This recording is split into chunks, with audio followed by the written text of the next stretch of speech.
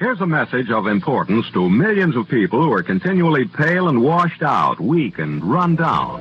Doctors will tell you that these conditions are often caused by a deficiency of iron.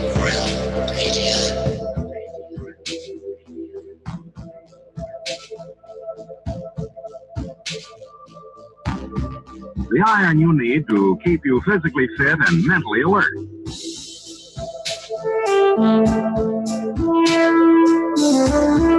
Medical studies show that 2 out of 3 women and many, many men lack the daily iron your body requires in a form your body can easily use and put to work.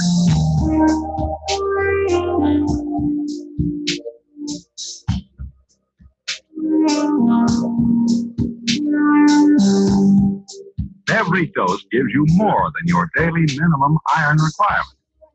We are the way. We are not alone. We are striving. So if you're not getting the iron your body needs,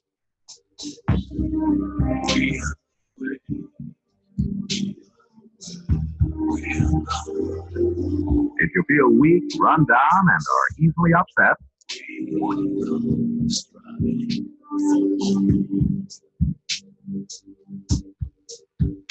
start taking iron today.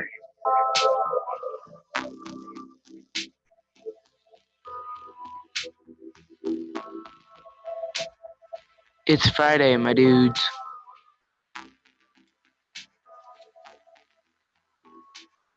Thank God it's Friday. Well, TGIF, everybody. Thank God it's Friday. I am so happy to be back with you fine folks this week. It's been an eventful one for me. But I tell you what, I'm feeling empowered like a mother effer. Sorry, trying to watch my language. Shout out to everybody listening in transit. That means you, Anthony Riley, sleeping warrior. I know you're out there. Sorry, I'm just trying to get adjusted. You'd think after all this time I'd be set, but I'm not. Let's just jump right in and say hello to the boys, because I know there's a few of them here. We're a little short-handed tonight, but I'm going to jump off with Zach, because why the hell not? Who doesn't love Zachary Zabala?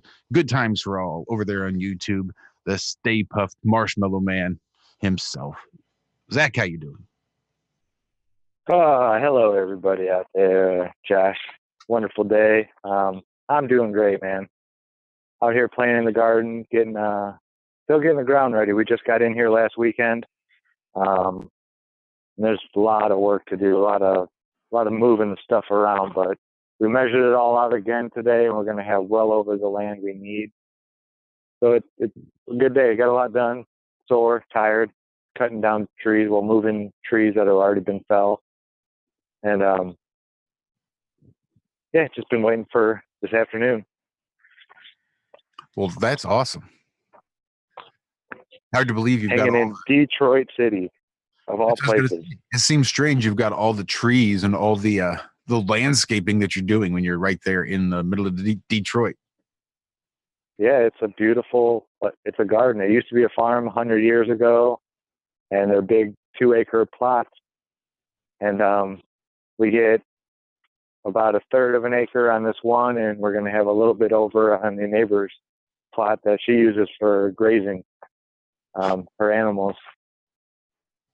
Yeah, it's crazy. I never would have thought it was in here in Detroit. It doesn't even look like it from the road. You can drive around the neighborhood. It's a nice neighborhood. Detroit's beautiful. The people are beautiful here. We've had nothing but good vibes coming from everybody here. The movies really give Detroit a bad name. It's kind of crappy. I've been enjoying it so far. Well, good. I'm glad things are not living up to their reputation. That's awesome.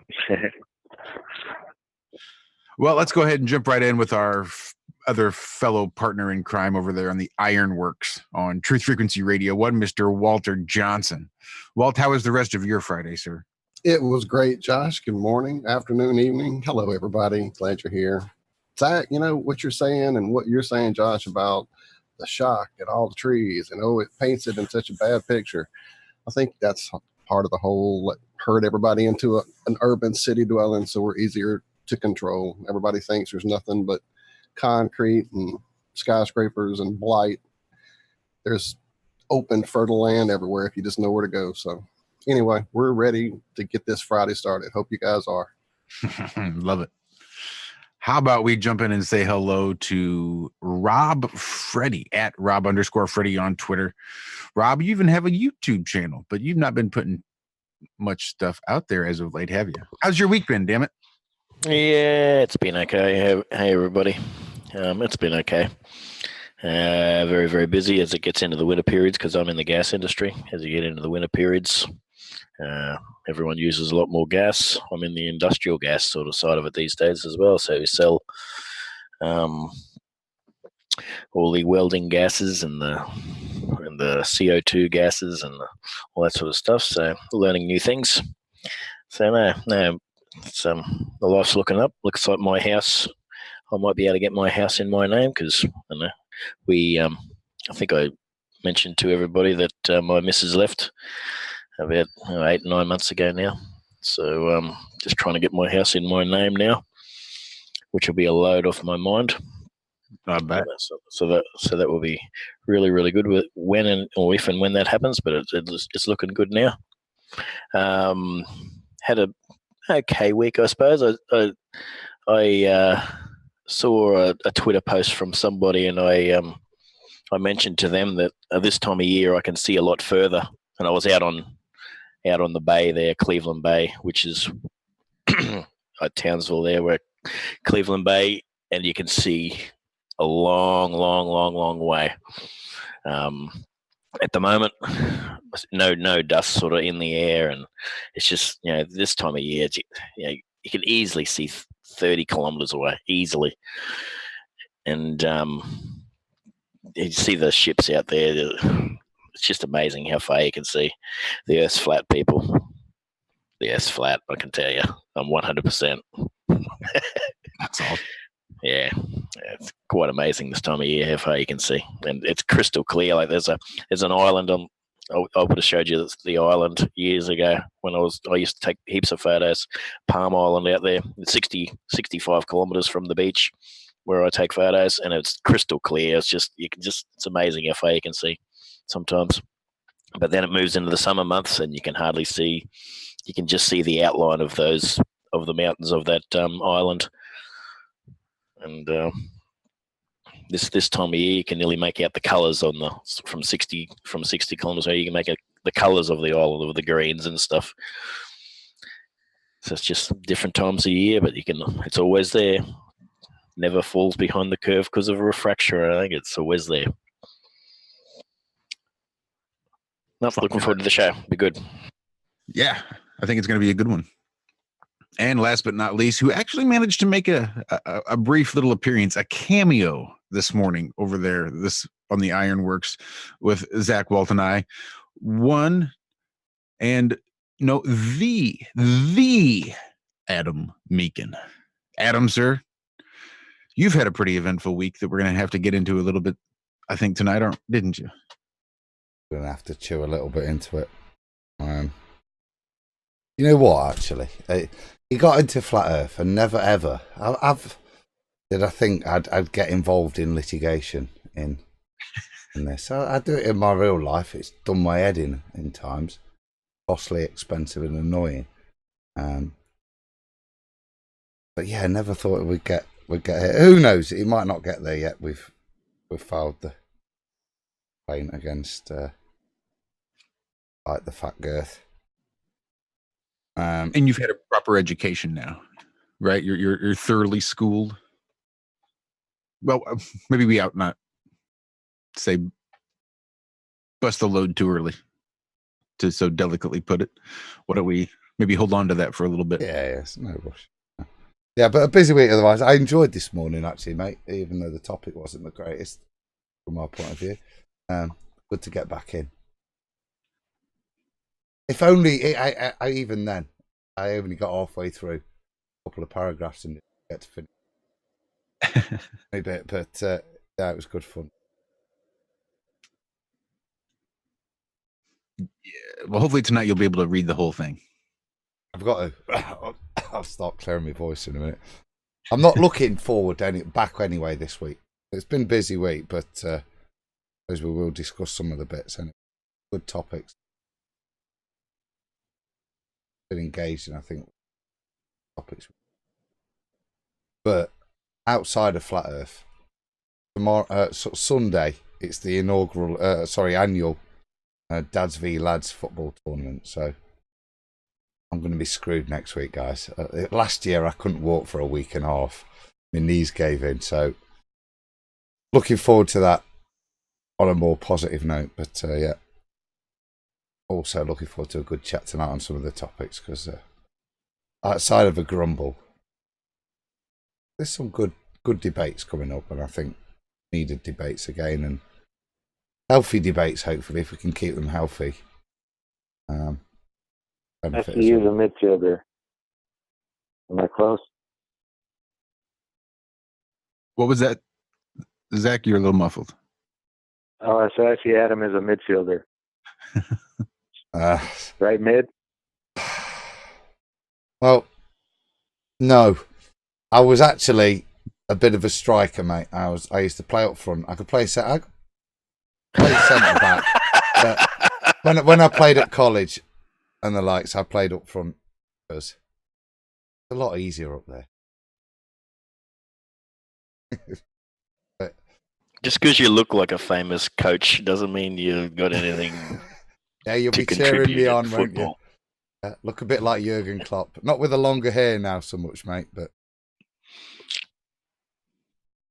yeah, good luck. But shout out to Anthony Riley, who's probably chugging along, playing this in his minibus. Shout out to him and Liverpool tomorrow. But fine land you, Rob.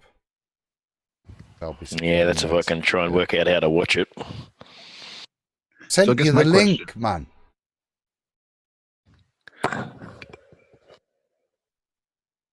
Hook it up. Yeah, Rob, you got the link. Just use the link. Just call tech support if you have any issues. So my question, Adam, is if you can take out at least two lads at one time, do you only draw one penalty, or do you draw a penalty for each lad that you take out?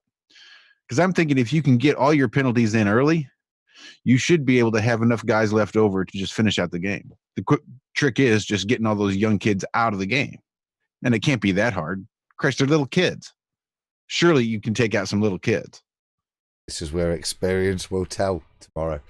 It's been it's been quite easy up until now because they've been prepubescent.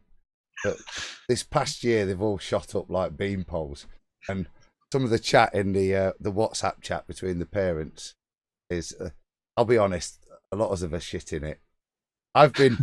We've got a young lad up front who's a really good striker, and they've been nominating me to mark him at the back. So I've been warning him for a couple of weeks. If he tries anything on me, any lollipops, anything's too smart arse, he'll be on his arse. So like I say, Hey Adam, we've got a soccer team in Sydney. Obviously, that's a long way away, but it's been in the news. 7-year-olds. Well, it's a junior football club, but we've got 7-year-olds. Their parents are from one team, intimidating the team and parents from the other team, and they're punching on, brawls, throwing bottles and stuff, and threatening the referees and all sorts of stuff. It's a under sevens game. How about that? And this has been going on for a couple of years now. Yeah, it's in the news. These bloody parents. Yeah, mate, I run the line, don't I? Unbelievable how parents carry on in it sometimes. I run the line most weeks, and honestly, the knobheads used to be hilarious. The abuse I get, giving an offside. It's quite interesting, the level of. Do they yell out, "Hey, Klopp's running the line"? I've had a couple of lucky likey shouts, yeah. Especially when because I wear my baseball hat, so especially when there's that on, the nice beard and the glasses, yeah, it does. And the football kit, yeah, it does. Yeah, but no, it's shocking, isn't it, how they carry on. it's hard to get kids because with junior sport, kids referee. 14 and 15-year-old kids are trying to get into the refereeing game, and they won't get into it if the parents and everything are abusing them. Well, they just go home and they'll keep playing Xbox or something. It tends to be the officials that gets the. But anyway, yeah. Looking forward to it. Yeah, could be a bit delicate next week. That should be fun. I don't know. I'm saying you can take them out. They're just kids. Granted, they're a little bit faster, but that's just means you've got to be more tactful. You need to get your tact. Your Christ, what am I trying to say? My mouth won't work. Pull his shirt. Yeah, I don't know. There's got to. You can outsmart them if they're getting to the point where physically they might be able to overpower you. This is the point where you have to kick in your age or your experience and your wisdom and outsmart the little bastards. Yeah, I learned that last year that doesn't work because the experience and knowledge is one thing, and the mind says do this, but the body doesn't follow so much anymore. Execution. Yeah. I know all about that. Yeah. Best laid plans. Yeah. Well, my kid graduated high school. I no longer have school-aged children or child, really. He graduated last night, as a matter of fact. His last day of school was last week. Congratulations, pal. He finally graduated. Congrats. It's awesome. I will. Does that mean the alimony stops? Well, because there was no real alimony, it was all child support. So last week was the last day of school. This week was graduation. Joshua had a heart attack. Next week is his birthday. He'll turn 18 next week. So it's at that point that he will then leave his mother's house and come stay here with me. Because for the past 12 or 13 years, she has had primary custody, though we had joint custody, shared custody, and I got him 50% of the time.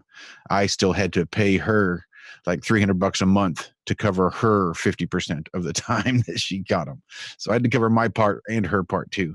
So after next week, she will stop the child support and he will come stay with me just because the community college is a lot closer. And because he graduated with honors, he got the cum laude with what's called an A+ program. So if he maintains a certain GPA, does tutoring hours and all this other sorts of things, he gets his first 2 years of community college paid for, as long as he, meets all the requirements and stays in their good graces, I guess. He'll be able to get that bachelor's degree free of charge before he moves on to higher education, I guess, from there. So that was really exciting. It's nice to see him becoming a man.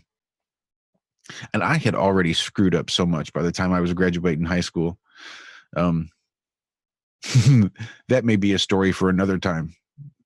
Me actually walking across the stage my senior year. Let's just say it took a school-wide petition and tear-filled, heartfelt pleas from friends, family, and my teachers direct to the school board in an emergency school board meeting just to allow me to cross the stage because I was a bit of an asshole when I was younger. So I was just wanted to cross the stage, graduate, and get the hell out. But that's, like I said, that's a story for another time. My week was pretty eventful just because I had to stand up to the slave drivers, to the plantation owners for whom I work to earn my life credits. And I guess this story maybe needs a little bit of backstory if you don't know it. I started working here. It was 5 days a week, 40 hours a week. Not that big of a deal. Pretty self-explanatory, pretty common. Worked out well because I do, the iron works in the morning. I do 4 a.m. to 6 a.m. We are live on the air. But that allowed me to get off, get ready, and get out the door and come home, right? It was 8-hour shifts. It's easy peasy, no problem. Well, then they decided there wasn't enough work getting done. They had too many orders and not enough instruments going out. So they decided to switch it over to 10-hour days, Monday through Thursday, with mandatory 4 hours overtime on that Friday. So then I had to figure out how to rework my schedule and everything else involved in that.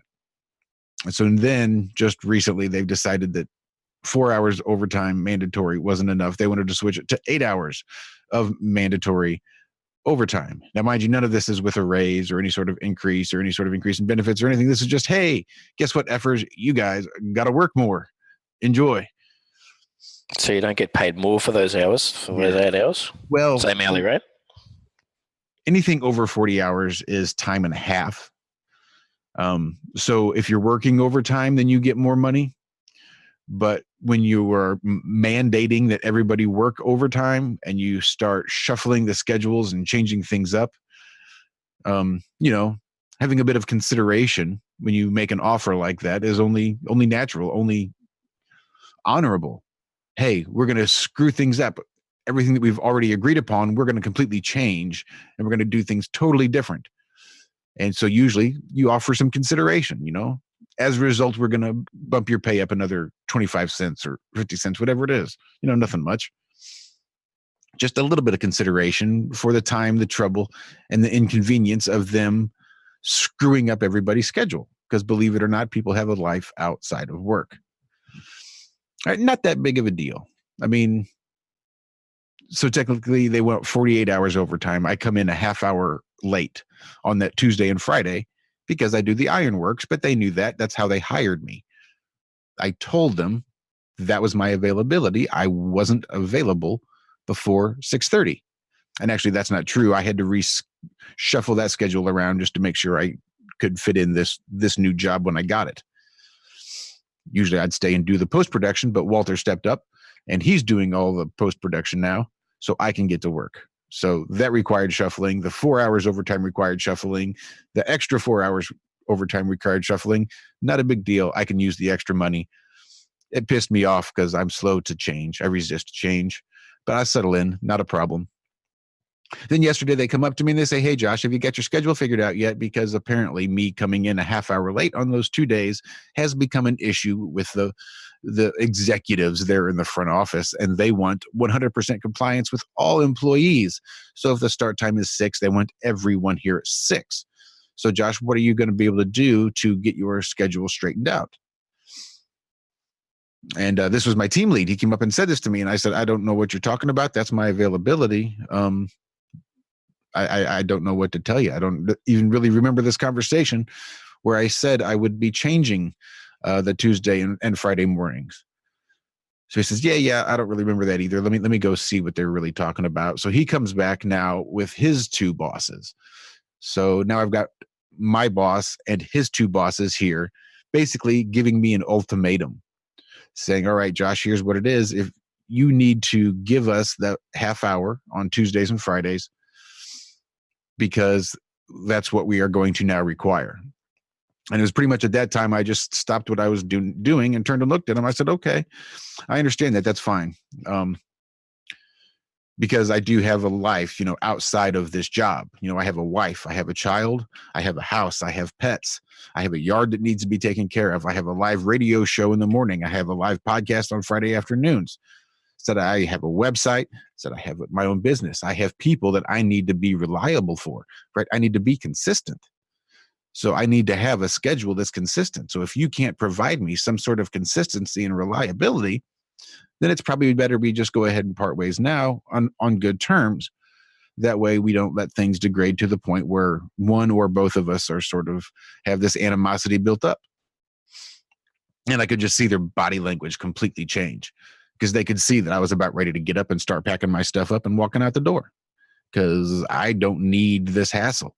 I didn't need the hassle of changing my 40 hours a week. I don't need the hassle of changing my 44 hours a week. And now I got to deal with the 48 hours a week. Now you're going to come at me because you want an extra 30 minutes that you never were entitled to. I told you from the beginning, you don't get this time. So once their body language changed, they just kind of, they crossed their arms and they said, oh, yeah, well, I'll tell you what, why don't you put a pin in that? Just hold on to that thought then. And, we've got this big barbecue this big meeting coming up, since we know Friday is your first full 8-hour overtime shift. We took that day off. All of the entire front office and all of the team leads on the floor took that day off, that mandatory overtime. We're not going to work that this week. We're all going to go hang out at the owner's house and have a barbecue. So we'll be able to discuss your schedule and all that stuff then, and we'll be able to come back for you with an answer on Monday. How does that sound? And I said, well, that sounds great. There you go, you bastards.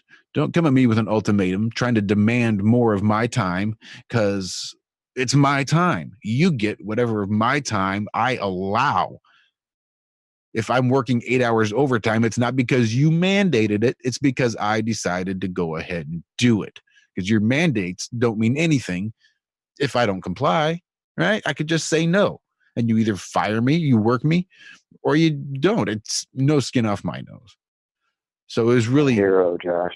Really empowering to be able to have to sit there and deal with 3 bosses come at me with an ultimatum, and only through some very calm and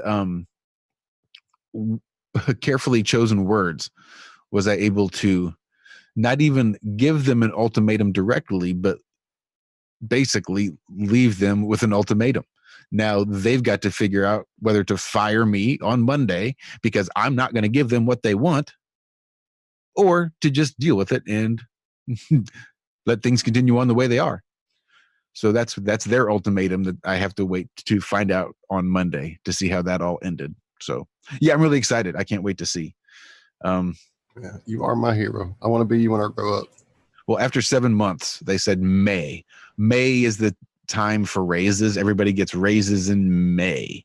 So I've been waiting and waiting and waiting. And today I checked it and I finally got my raise. They raised me 2%. 2% raise for my 7 months of hard work. And when I say that, I mean, I didn't know. I had 0 experience when I started. So I wasn't expecting to start out at a whole lot. But they did suggest that, the raises would be forthcoming once I caught on and they knew that I could be able to perform. And I've been performing, not to toot my own horn, but just to reiterate what they've said, really, really well, given the fact that I didn't have any, prior experience. I don't need constant monitoring. I can, find my own work to do, and I just do it until it's time to go home. I'm not like some of the other kids that like to jack around and not do their work. So they appreciate the work that I do. They appreciate that I come in every day and that I do the work at all, because that's some of the things they have a hard time dealing with. So I don't know. We'll see how much they really appreciate it, because the cost of living increase since I started was 2.8%. Remind you, the raise they gave me, 2%.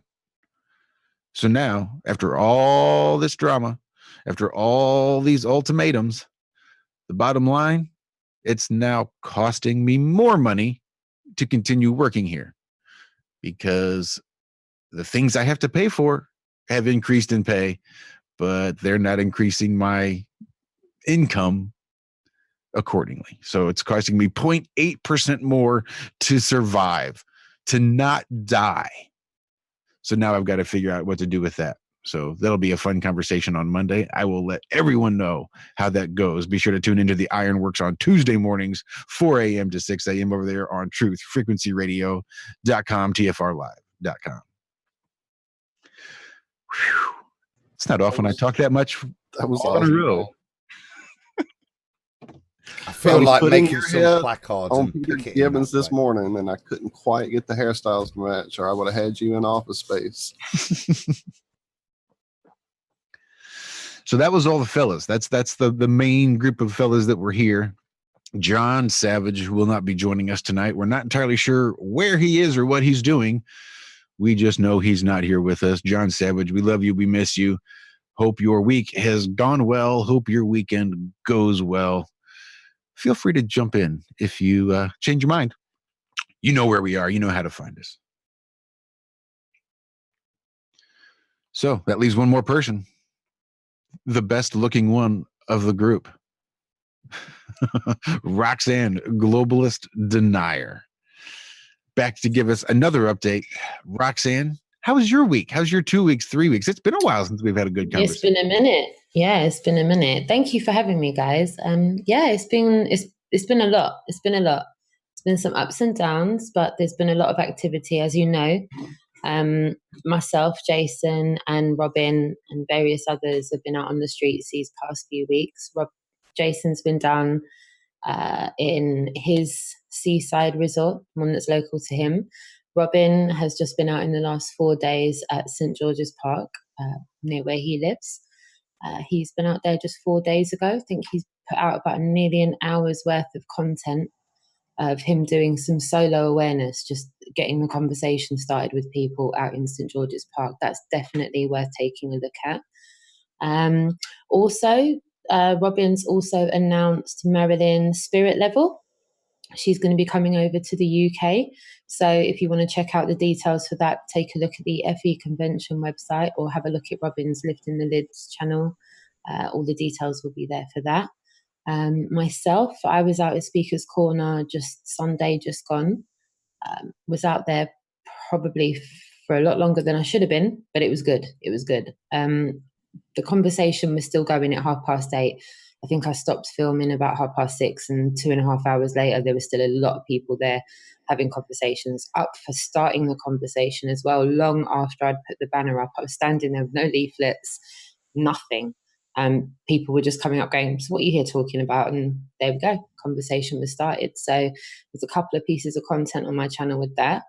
I've also been putting together some other bits of content on my channel that I wanted to pursue, Pursuit of Truth being one of them. On my journey, I'm looking into different things. There's no reason to not do that in public. So I've been putting bits and pieces of that together. Part 3 will be Sunday morning, GMT at 11 a.m.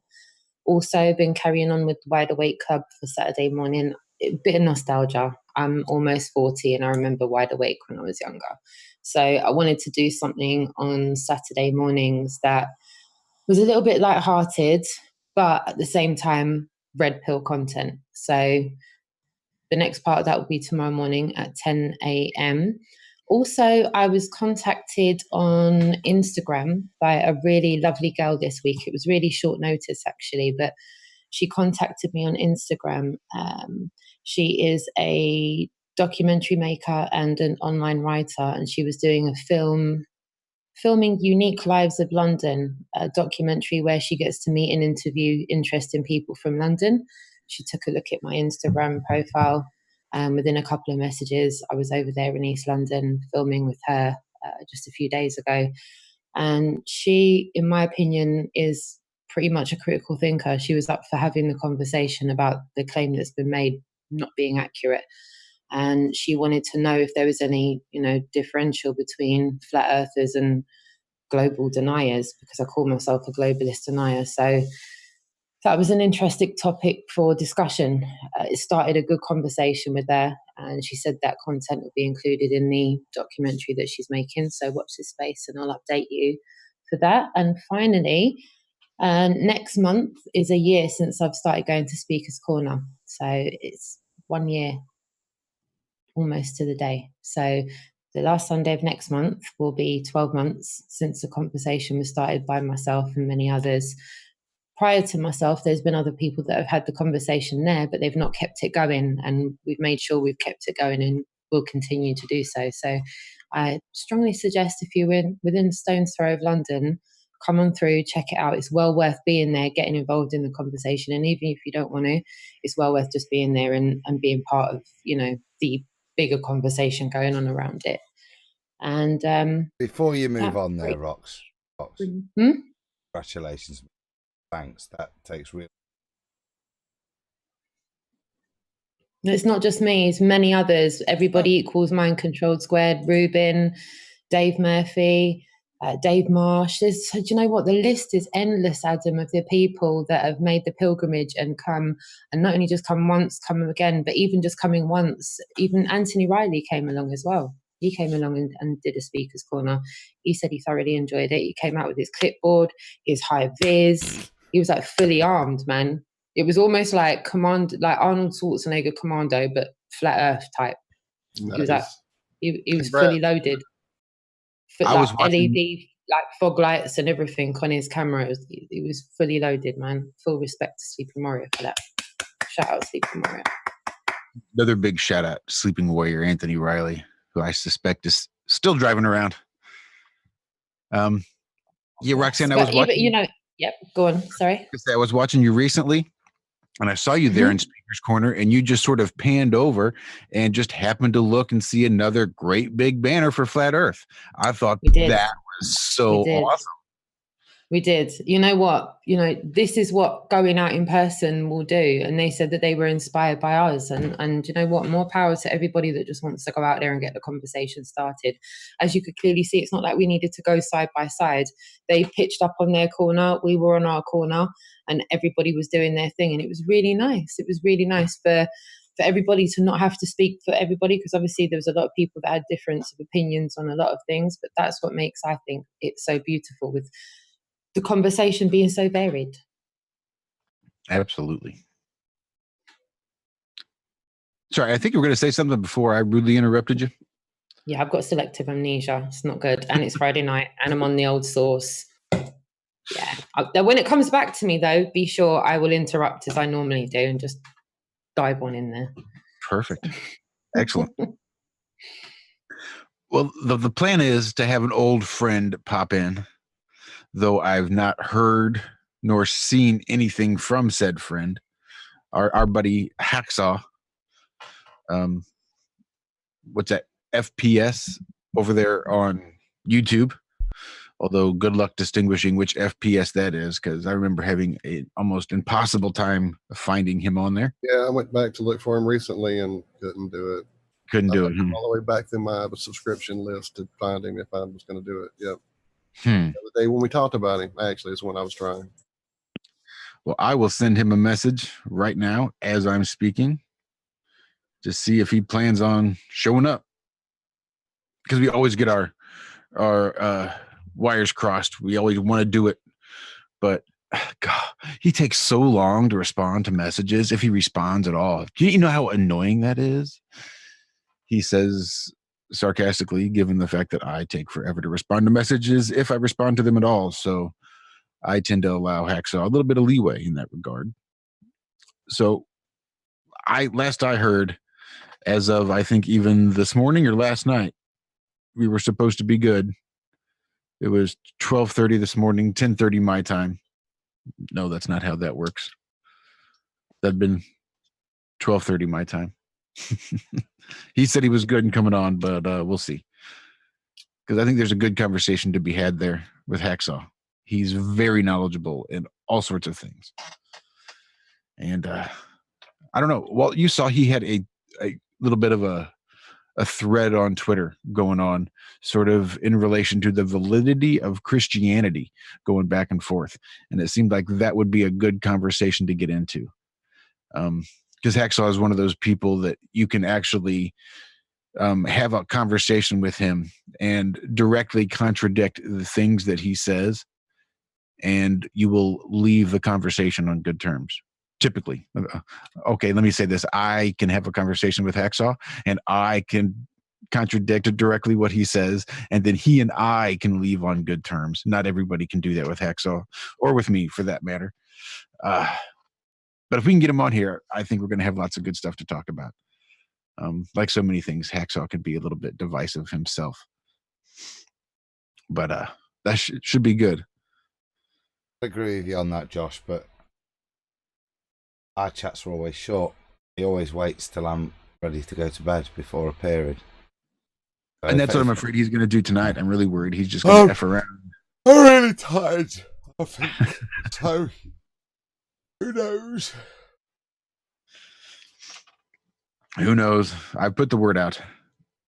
But that's okay. We had a chance. It'll give us a chance to discuss, I guess, the life of having a YouTube channel and its ups and its downs. Yeah, you see what I did there? So we can discuss up and down and how it relates to our YouTube channel. That could be the best link. It always helps when you have to explain it too. Yeah, that's good stuff. So, Adam, you recently put up a video on our channel, not too terribly long ago. the beginning of the week, I guess, or was it last week? Christ, see, stupid job. Last week. I don't know. Your guess is as good. It could have been yesterday for all I know. Well, it had to have been. We played it here last week. Did we not? We played it on here. Yeah. So it had to be before then. It had to be before last week. Yep. And this week. Sure. Yeah. Yeah, last week, Josh. Right. So the video that we played last week, we played it during the show, but it was also a standalone video that had been uploaded. Right. It was a video that you had taken, cut a few bits and bobs out, strung them together, looped the last bit, and that was it. Right. It wasn't too much. It was just sort of saying, okay, you just said a whole bunch of words. Here's what I got out of it. This bit and this bit and this bit. And yeah, okay, gravity's not a force, but you can think of it as a force, whatever the F that means. But apparently somebody took offense. Yeah. So you want to get into that a little bit, Adam? Well, yeah. So via the Twitter room this week, a day late, I might add as well, wasn't I? I think notice it. I saw we had a copyright. I'm always getting in trouble, aren't I? I did that bit for Cammy with a bit of music, and that got me in trouble. They monetized, you know. It's a learning curve, and they move the goalposts, so you never know exactly what's gonna make it and what's not. I mean, trial and error. Again, we've smurfed it up really good a few times without your help, Adam. So don't worry about it. More personal pride, not doing things right. That was the kind of the point of what I thought I'd done again, which was to do something wrong. You know what I mean, in terms of YouTube. So I kind of accepted that, and I'd said to you guys, "Oh, I'm sorry." I'd say I'll stop cocking around and doing stuff. You know what I mean? So, and then I was chatting with Nathan because I'm curious. Well, what exactly was it that was wrong? Because I thought you could do that. I've not read the rules, and the guys, Ranty, Riley, and Chocolate and Nathan were, you know, just kind of saying, well, they couldn't see anything wrong, and actually kind of conform to what they ask you to do if you're going to use other people's material. So I thought, fair enough then. Sod it, you know what I mean? I'll go ahead and oppose the strike. So that's what we've done.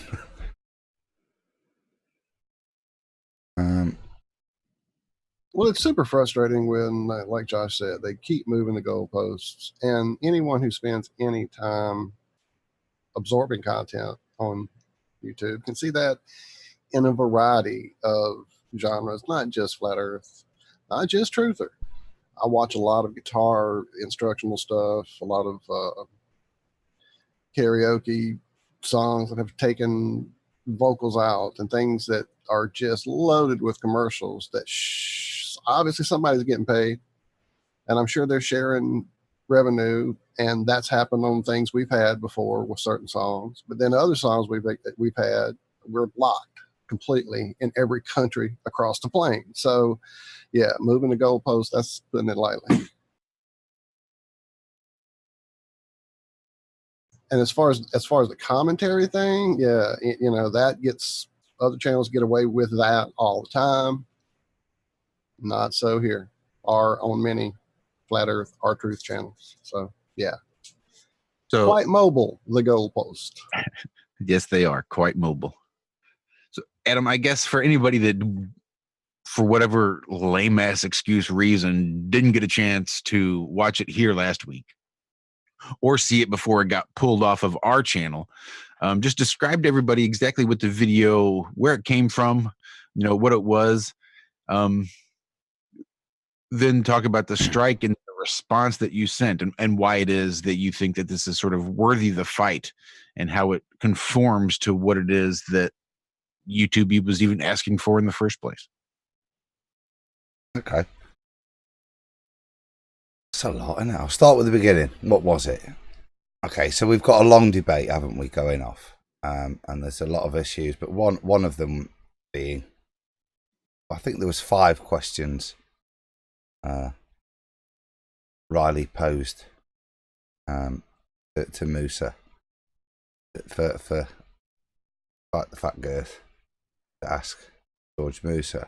So I picked just one of those, particularly and I didn't really pick the question. I picked the contradictory response, and that was the point of editing the clip.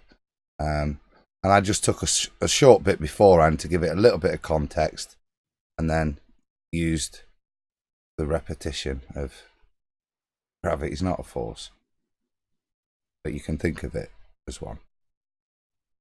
And honest. Close your eyes. Think of it as one. So I've took that and then I've repeated that in a satirical way. So that's kind of thing, and I've stuck a little bit of the logo either end, took it out there, and obviously it had quite a few views. I'd not seen how many views it had, Josh, before it got pulled, because it was doing nearly as well as a Friday show. It was. I think it was nearly 700. So that's really good for us. For us, yeah, that is pretty good for a one-off upload. That's not a Friday show. Yeah, that's pretty good. I don't know. So probably the next best thing then is read the response, because like I said, I got a bit. Well, I felt. Like I said, with the other stuff, fair enough. If you're going to go and use a Beatles track, you idiot, you're probably going to get a copyright strike. Just as you guys learned, if you use Led Zeppelin, you might get in trouble. So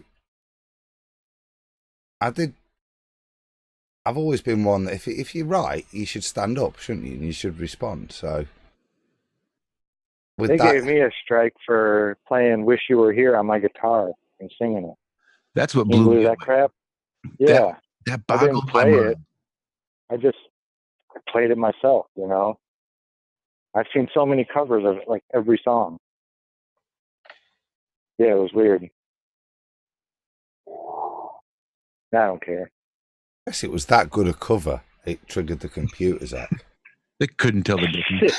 Man, beat me to it, Adam. I couldn't get to the mute to say the same thing. You nailed it, brother. Sorry.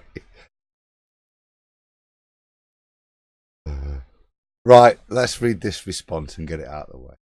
Hey, yeah, real quick. Have I got to read it? As opposed to. Hey, you woke the bear, so you know. I only got halfway through this morning, so I should finish the job. You should have another crack at it. Okay then. The wine first.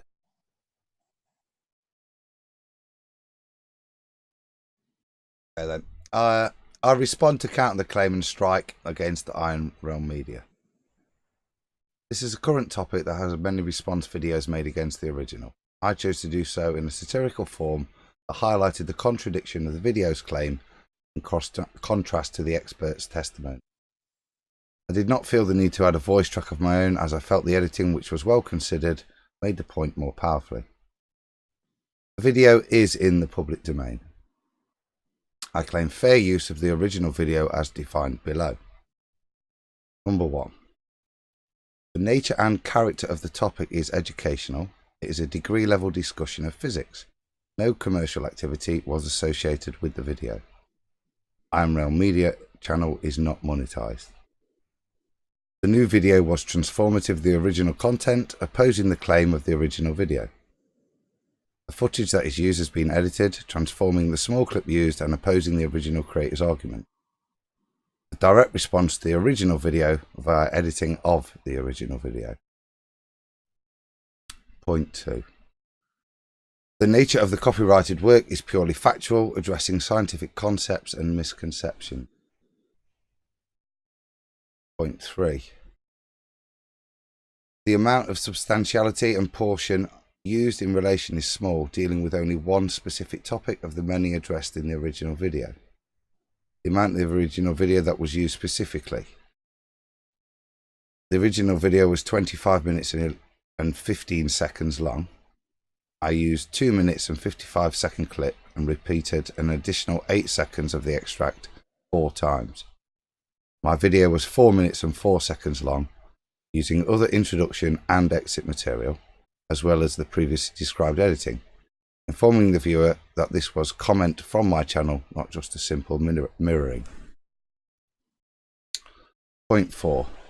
The effect of the use of the potential market for or the value of the copyrighted work would appear to be only positive in its effects.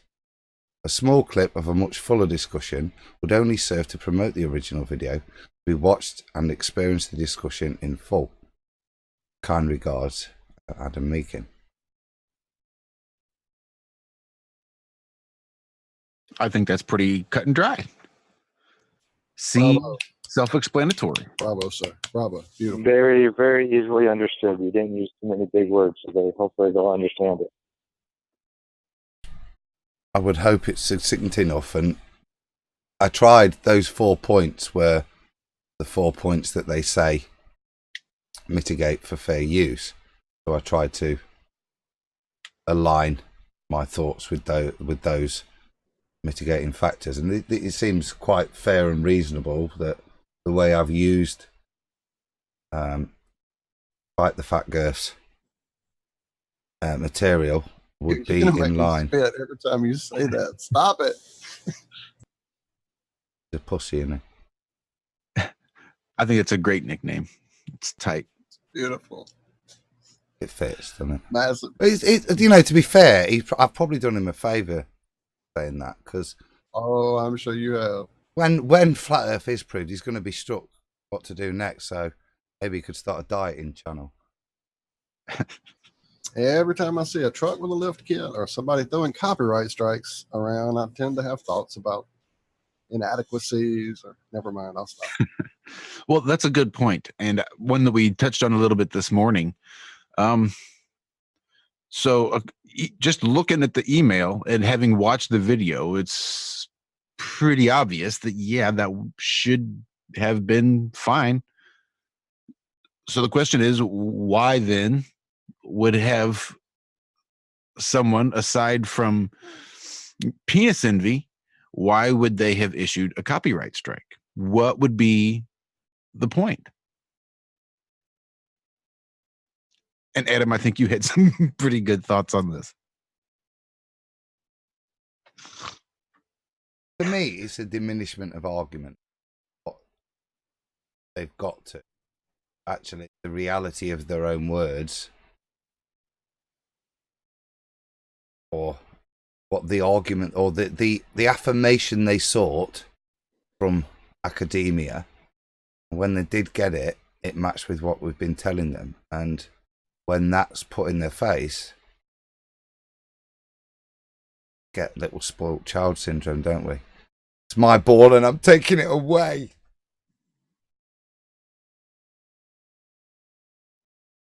That's kind of my gut reaction. I'm very bitter. Oh, I'm not bitter. It's terrible. Well, stop. Really, it's just opened the chat. I see Walton chat brought up a good point, one that I failed to mention earlier. On the video before it was pulled down, he left a comment saying, "Copyright strike in 3, 2, 1." And then maybe 3 days later, we got issued the copyright strike and the video was gone. There might have been enough time for a couple more comments. Again, it was pretty active as far as comments go, especially for a video on our channel. So, I mean, he knew what he was doing. He watched it and he said, all right, I'm going to copyright that thing right away. So, yeah, it's all we can do is go by what he's done, by his actions. And it's, well, I don't like what you did with my words. I don't like it. I don't like the conclusion. I don't like what I said. Right. really don't want it to fuck out there. It's what it really boils the fuck down to. Sorry, I hate to cuss, but it's really gotten to the point now where we're, like Adam's doing this now. I fought this forever with music that I own not copyright. I own license to. I pay for. I have them on my videos. We use them here on our videos here. I pay for it every year so that I have licensed music, so I don't have to deal with this bullshit on YouTube.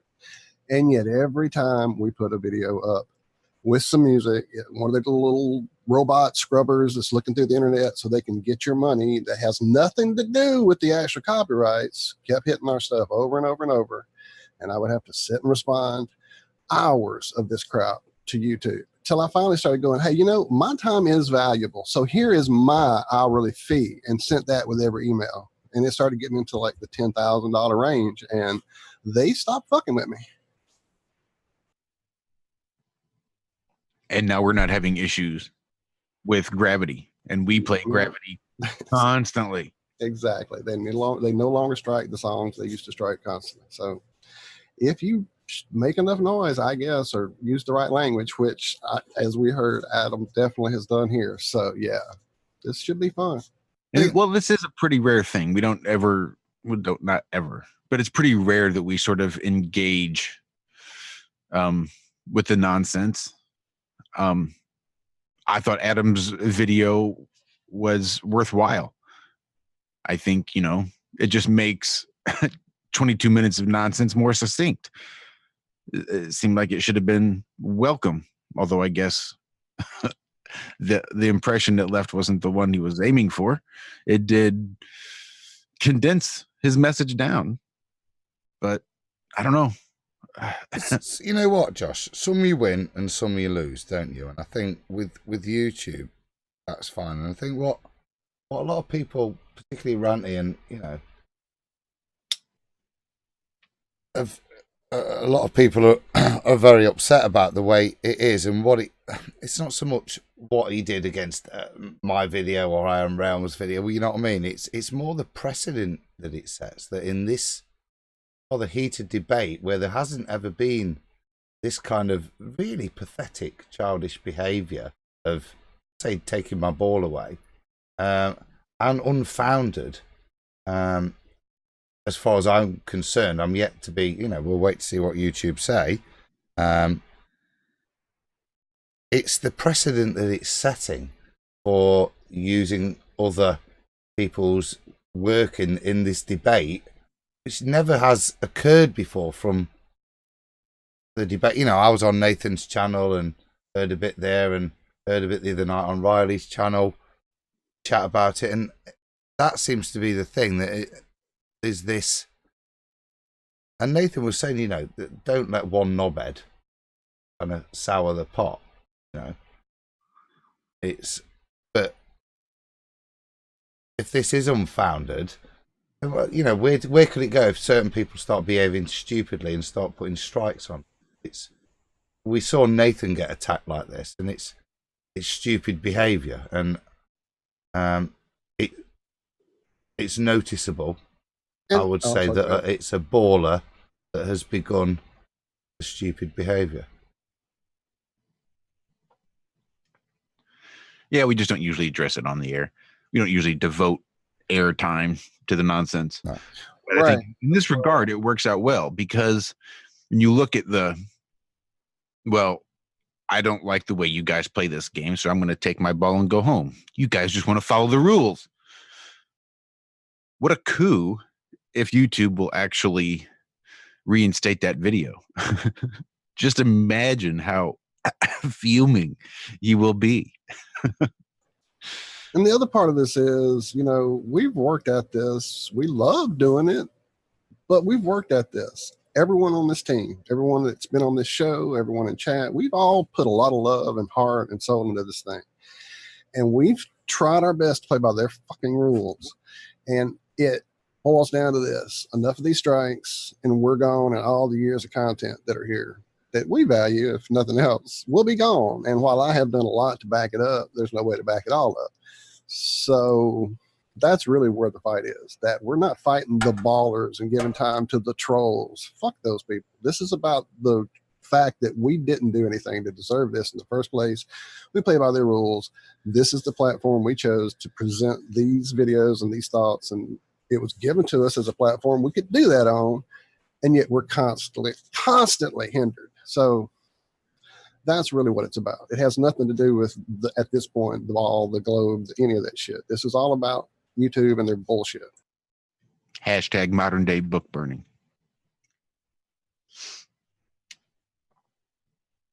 So yeah, that's that. That's something. We'll see what happens. I'm curious just to see how far we can play this out. How far both parties are willing to take it over this 4 minutes and 4 seconds of embarrassment that he put out, you know. But yeah, what a great way to stick it to him. Put that video right back up there with his copyright strike comment on there. Do it, effers. Well, we sit and wait, don't we, for YouTube to see whether my response validates their terms of service for it, and that's how I wait with interest for that. And then obviously it'll be up. If it then goes, it's up to like the Fat Girth to decide whether to pursue it or withdraw it. Because, you know, I'm happy to go to court. I think I've got a reasonable argument. I don't think there's any infringement there. And if YouTube kind of agree with you for it to be put into like the Fat Girth's court, for him to decide whether to continue or not, I'm happy to proceed. So, well, I don't think I got a screenshot of him preemptively telling us he's going to give it a copyright strike for no good reason. But I think that it could potentially at least start a much larger conversation with YouTube about the sort of offensive way people are using their platform. So if they don't like something that you've put out, it doesn't matter whether or not it conforms with the guidelines or not. They can issue a copyright strike and you're just screwed. Doesn't matter. And even if they do finally decide, okay, well, nope, turns out you were right, they get you the video back, but is there any repercussions for the little boys out there crying wolf constantly, just throwing out copyright strikes over things that are clearly being used for commentary? Right. In a perfect world, they should then get some type of, you've done that and too many of those false strikes, and their ass is off the platform. But, you know, that's just logical sky high dreaming, I suppose. But again, I think it could have opened up that conversation. Just the way that it's being used as a weapon, not being used. I mean, I guess suppose there are people out there protecting their works, but it's also being misused. And it's that constant misuse that we're having to deal with. And I think YouTube needs to step up and find a way to reprimand those misusing their service instead of punishing us every chance they get. Start evening the odds, evening the playing field. Stop moving the effing goalposts. YouTube have got their faults, and you're discussing them there. But I think the point, I see Nathan's in chat, and he was one when on his show people said, yeah, well, we should start doing that to them, blah, blah, blah, blah, blah. They use anything of ours, issue a copyright strike. And like I say, you poison the well, and we're better than that. You know what I mean? If they're going to descend to that, we will defend it. And you can only hope that YouTube may get wise to it. And if it's repeated offences, maybe they might start to look at it, particularly in, not necessarily in like what Walt's talking about with the music community, but certainly within certain sectors where there's debate, they may look at. I know Nathan engaged in some debate with them. It wasn't just straightforward communication when he had all the nonsense he had to put up with. So, but for me, we don't need to do that. You know what I mean? Leave them to it. And Because what have they descended to? Is that what you've got to? That your argument is so weak that's the best you can do is to try and, what's the phrase? What did Nathan used to tease the rumpus with? You can't deny reality, rumpus. Is that what you're trying to do? Fight the fat girth? Wipe it away? Delete it? Does appear that way. Done ranting now. I think I am anyway. Well, speaking of YouTube, all right, ramblers, let's get rambling. Damn it, I still got the morning soundboard up. If that were my Flat Earth Friday soundboard, that would say Savage, but it doesn't. It's the wrong soundboard. Well, I want to hear what Rob's got to say. No, F that. Nobody cares what Rob has to say. About what? See, exactly. Look, you're listening there. Yeah, I just reckon you're all in the wrong. Suffering your jocks, that's what I reckon. Like my ex-wife. What comes out of my mouth? No, you should really be able to put, if you're going to comment on anyone else's video, that's fair game. You want to put it in a public domain like Thingo, then you should be able to get criticised. Criticised for your work. Especially if it's taken out, it's chopped, it's screwed, it's commented on, it's overlaid. I mean, it's obvious. People did the same thing to us, Josh, about, I remember Cammy's, the first time Cammy was on, there was a show where about 4 or 5 guys were talking about Cammy's mirror. What did she call that?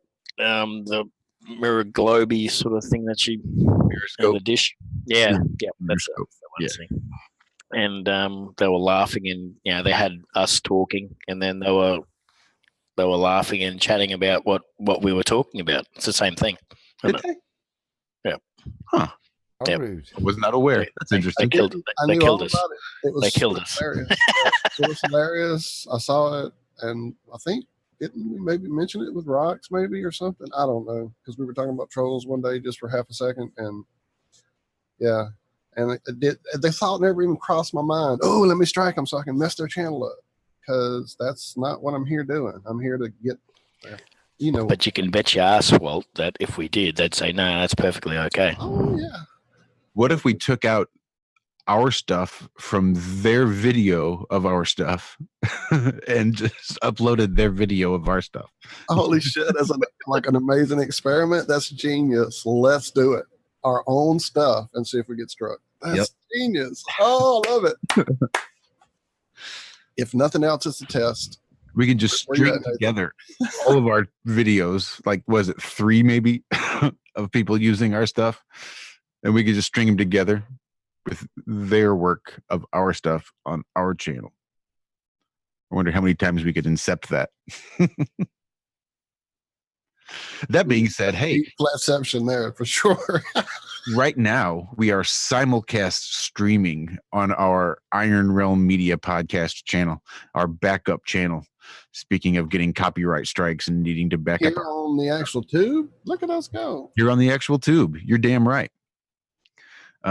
Zoom did a bit of an update and is allowing me to live stream more places than it did just a couple of weeks ago. So YouTube was one of the options. So I was running a test tonight, and yep, it's working pretty well. If you head on over to the Iron Realm Media podcast channel, I think that's Have No Sphere podcast. That's where I was headed. If you guys are old subs to that channel and you're going, what is that channel? It used to be Have No Sphere. That was originally where Have No Sphere was going to be a separate thing, and big dreams and aspirations. And it may yet be. It may not be a bad idea if we started streaming our Friday night Have No Sphere show over solely to that channel. That way, if they want to strike it, they're striking that channel. We can do private uploads to another channel. Because this is a conversation John brought up. This is why I mashed the wrong button, because that was supposed to be the Savage button. John was talking about ways to get our stuff, not necessarily off of YouTube, but to stop making YouTube sort of the primary go-to. Right? I know there's BitChute, but BitChute seems to be grievously underused. even the people in chat. We're here on YouTube, right? That's where people go. I'd say a large majority of people that don't think the Earth is a spinny space pear go on YouTube and spend a lot of time on YouTube watching YouTube live streams, chatting on the YouTube live chat, or watching works that other people have uploaded and put out on YouTube. A lot of time of a flat earther, believe it or not, is spent on YouTube. People will criticize it because, whatever reason, they love their logical fallacies. But you spend a lot of time on YouTube. I spend as much time on YouTube, if not more, than I do any other platform, at least on my mobile phone. That's Twitter, Facebook, everything. I spend a majority of time watching, interacting on YouTube. John was trying to say we need to figure out a way to not make YouTube the primary go-to. So we could go live on a separate platform, say something like BitChute, or I don't know, Steam. It might have been one he was thinking of. There's a few of them out there, different things we could do. And then just include a link here on YouTube to the live stream, or stream just a live link, streaming it for the chat room experience, and include a link to where the live stream is. So I guess the question is, if anybody's watching us here on YouTube, how many of you would be willing to click through to another app to watch us somewhere else? Because that was sort of my main resistance to John's ideas of going somewhere else, is that it's as good as not going live at all. Essentially, we might as well just record it all and that be good enough. Now, Zoom does have an option. Anybody that's listening live right now in chat could be included in this Zoom call, right? So we wouldn't necessarily have to be on YouTube. We could do it in just a great big group hangout where we all get to chit chat. You guys can sort of hang out and listen in separately. It's probably similar to the way it's done over on Discord. So you can sort of participate or not, depending on who owns the server, how it's set up. We can do that here on Zoom too. And yeah, I quite like that idea. To just go into a room, Zoom room, that's just a web page that opens up from, and then you're in, like going into a theatre, isn't it? Where however many people are in the audience, because you can set the controls as to whether people can speak or just listen, but then it's just an open room that's independent of any nonsense controls, isn't it? It's there for, the only issue then is it's not there for posterity, I suppose, and you still then beholden upon sticking up a copy of it or whatever onto YouTube. Well, this really does sort of open up a pretty cool option, I think, if we were to utilize all these sort of open slots that we have for Zoom and start opening it to the public to allow more participation. We also now have this ability to live stream it to YouTube, though it need not necessarily be made public, which now we're sort of talking Patreon material here. We could offer up a whole separate thing other than a Have No Sphere show on a Friday, but that could be your sort of Wednesday pre-show hangout. Come and join us, literally hang out with us while we're doing it, right? Maybe you're not participating, can't talk to us, but you can be there in the room with us while we're doing it, type of deal. I don't know. We have a Patreon account, just again, more monetization possibilities that we don't use, because that's, again, not what we're after. I've got plenty of other people to fight my life credits for. I'm not including YouTube in that, or Patreon or anything else like that. Money's not an issue in any of the stuff. It's not. And Walt's point is it's about search engine optimization. It's about people being able to find us when they search for us on YouTube, to be able to get their notifications. Because if you don't have that ability to be monetized, then you are limited on your ability to be found. That's just the way YouTube is set up. My argument is, I think YouTube's already limiting us in how we're found and our notifications and things like that. So I don't know that it has much effect in that regard. Even as it stands now, I've never noticed in our views and our stats, whether we're monetized or not, any difference. I don't think we could go through and look at our history at that bar graph, at that graph, and be able to say, oh yeah, here's the time when we weren't monetized, and here's our lower views, and then we got remonetized, and that's when they jumped back up. I think they're all pretty well steady, monetized or not, because I think we're being shadow banned in that regard. At this point, it's just a matter of effing principle. F you don't need to demonetize us. We're not doing anything wrong. We go live once a week and we put out original content. Okay, sure, maybe we might occasionally share a song. We might occasionally play a video clip, but we're not out there actively trying to make money off of other people's material at all. There's no. And I still don't get how the monetization got taken away because of our duplicating spam-like content. What the hell does that mean in relation to what we do ever here? We have an opening that's the same. Is that spam? I mean, what the flip? It could be that. It could be the similarity in the titles. I don't know. It sounds like an AI algorithm right there. It doesn't sound like somebody's going through and saying, oh, look at all this material. This is sort of repetitive and spam. No, this was what I got after I initiated the what's going on here. Not, yeah. Is that a polite way of saying you say the same shit each week? I don't even think that's it. I mean, not that we don't. I just don't think that's necessarily what they're saying there. That or somebody has reported us for spam, which is quite possible. If you got people trying to hit us with a copyright strike for following the rules and using fair use material, there's a good chance we were just reported for spamming. Who knows?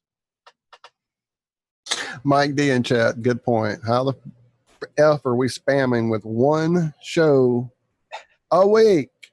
Maybe a supplemental vid once a month, twice a month. Maybe something unrelated to the show as far as another channel's thing, but that's going to change. TFR shows that I put vid to and put it up, or that's going to change. We're going to have a lot more videos now, a lot more video clips, a lot more clippios. Yeah, I'm excited. I watched a little bit. I only know a little bit. I have yet to see how it works and the things we can do to play with. But that's off-air stuff. I see you telling me to hush. All right, where were we? Anywhere? You got a list? I have no word from Hacksaw. No word. I know a dude that has a video we could look at. You do know a dude with a video that we can look at. Who's sharing screen? Me. Oh wow, there is. Oh, that's right. Before the video, we had other stuff to look at because I had that very picture pulled up. I thought it was me on my screen with my picture pulled up. I didn't even see this. I want Roxanne's opinion on this. Rox is not here. Rox had to go deal with the ankle biters. Yeah, she'll hop back if and when she can. No, well, this photo here was shared on Twitter a couple of days ago, and I looked at it, and it just doesn't. Surely the photos aren't taken from the same spot, but I mean from the same angle.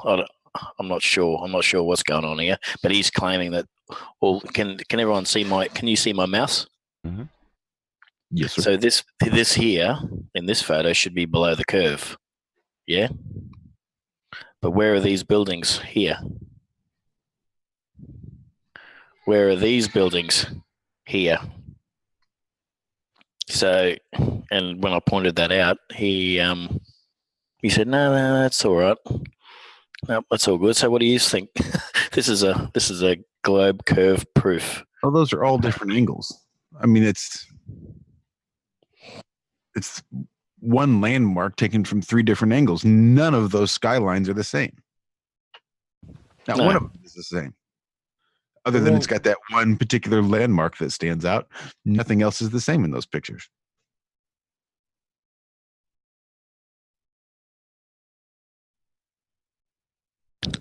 Is that curved building there, that one there? I can't imagine. I mean, it's possible. But again, the skyline is not the same. Yeah, it's not even the same skyline at all, like you say, Josh. There's the one building on the right that may be similar, but you can tell the angle is still off. It's just wider and shorter. It's wider and short on the left, exactly. Which means that could be the amphitheater, but there's a whole bunch of buildings missing in between. Different heights, different locations, different angles. So yeah, they're all going to look different because they're all taken from different spots, probably with different cameras, probably from different heights. So, and this is the proof, and he got a whole heap of retweets from his mates, I think, over this one. I just looked at it. It's not even the same. Not even the same. Oh my goodness! Yeah. This is a boy. But we're the ones. She's a school teacher. Manipulating. She's a school teacher from Canada who posted this. Yeah. Just on. Yeah, this is the sort of people that are teaching our children. Oh, take off, hey, hosers. Is that? Do you know what grade he taught? Zach, do you know what grade he taught, Rob? Go back. No, I can't see it. Put it back, Rob. Do you know what grade this teacher taught? No, mate. No. I was just wanting to see how low it's getting into the. Because I know college professors were getting upset a while ago for having to talk about it, and I'm sure high school has. I was wondering maybe middle school or elementary school. That'd be great. I'm sure that's why Kyrie Irving apologized. That's what Kyrie Irving apologized for disrupting teachers' classrooms with this conversation. He's not apologizing for saying it was round or for saying it was flat, for thinking it was flat. He wasn't saying he's back on the ball. He's like, man, I'm sorry I made your life so miserable for even introducing this conversation into your classroom and making it harder for you to teach. At least that's what I got from it. So this photo here is not as bad as the Soundley Lake Pontchartrain photo, but it's close. Can I add a little bit of piss poor? It's piss poor anyway. Very obvious manipulation. Jeez. Can I add a little bit of what I can see in the picture? No. Prove it.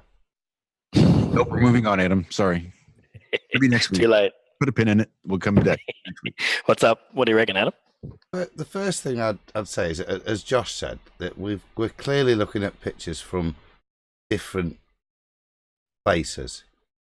Okay, so the orientation of the buildings is very different. So what I would say is, if you look here at this building and this building, it appears to be a mirror image of this building and this building, i.e. they've been, it's taken from an opposite angle, because you've got the higher building. I'm trying to put the area together in my mind and think, is there two places you can be on water on each side of Seattle? And I haven't been in that area or seen enough of it to know. I know, like, if Paul Plain here, he might know, but the placement of it is not important. It's really a good example, I think, what she's giving you here of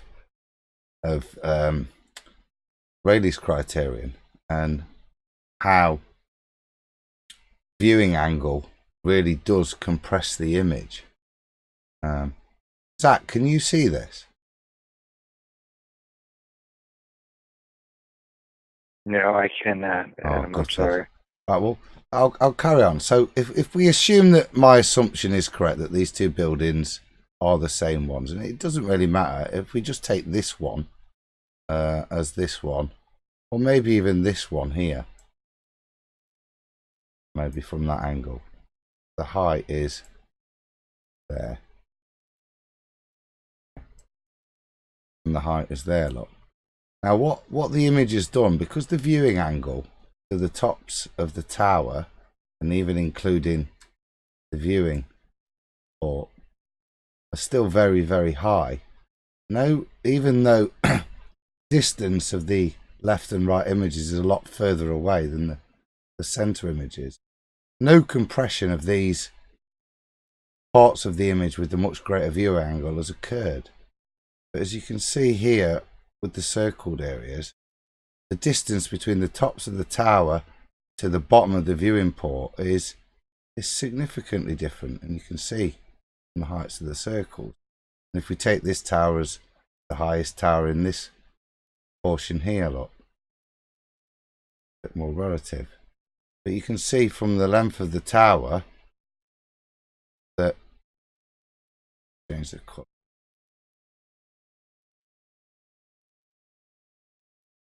is from here to the top of the next building changed quite significantly, and that I think is relative to compression of the image at distance. Same here, if you look at the relative heights of the buildings to the tower. This is an odd one, this side, this one. The only thing I could say is if you're gonna try and analyze it, either these towers are completely different towers and therefore the comparison is irrelevant, or if you are going to align any of the towers, you can start to see significant compression occurring in the height of the column below the viewing pod. And not just the height, but the spacing between, like the distance between the needle and that tallest tower in one photograph and the distance between them. You know what I'm saying? The distance, the compression again is so obvious. But you know, the important point is you can't what are they called? Blink tests, I think they're called, these things, aren't they? And what you can't do with the blink test is it denies perspective, and how with the camera, when you take an image, compression at distance really does occur. And it's that kind of ignorance of the effects of optics that leads people to put these sorts of pictures up. But in doing so, I think, shout out Ranty, because his work's really really demonstrated that with Panda Boat. A great example of how even on a boat with those clearly defined black and white lines, you could see how, even though you could see all of the boat, the bandwidth of the different bits of the boat compressed and gave a much more reduced bandwidth at the bottom of the image of the boat than at the top. It's, and this is the same thing that's happening here.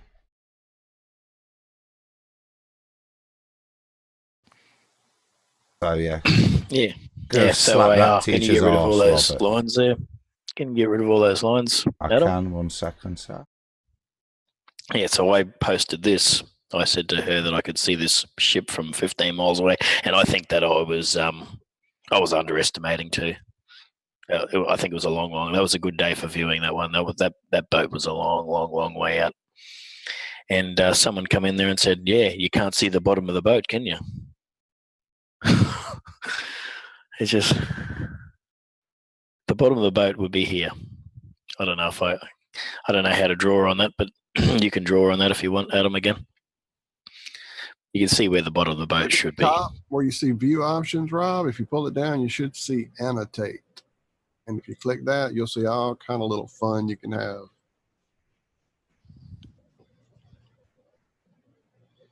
Where am I looking? At the top, view options. And when you click it down, there's annotate. And when you click on that, there are like drawing options, arrow options. Look at that. Pick your color. Zach got green. What did I pick? I'm just kidding. Go. There you go. Look at that.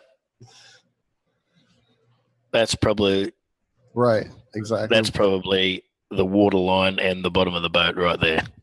Isn't it? Eat your heart out, Sky. It might be a little bit down from that, but it's the mirror image.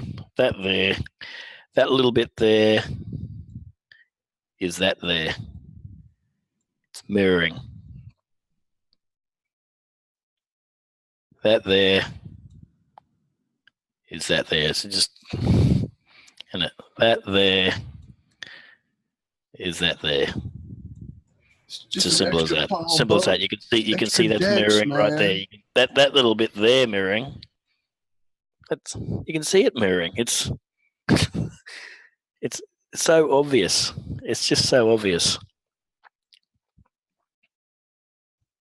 And that's why we don't see the bottoms of boats. Right there. So what does she believe then, Rob? The Earth's round. But there was all sorts of people. Oh, I mean, with regards to that image, what is she saying? That you've just shown there a clear line where the mirage is occurring. Now, is she saying that that's not a mirage? That's just a blurring at distance. And the water line is where we see it. I didn't get it. I don't think there's any point going in deep with these people because you won't be able to beat them. But that's why I'm on here now. You can't do anything in just posting on Twitter. You can't explain anything. You've only got a certain amount of words, and this is the best format for trying to explain stuff. Obviously, she's not listening to us right now. I wouldn't think so. But yeah.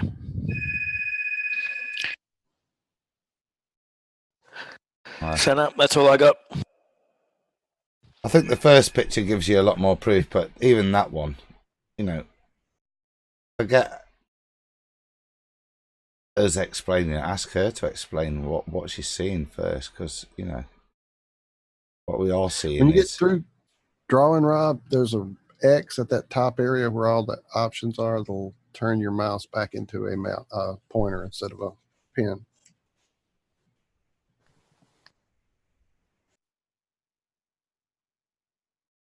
Or a hand, apparently, because that's what mine is, a hand. I don't know what happened there. Easier. Get rid of the lot.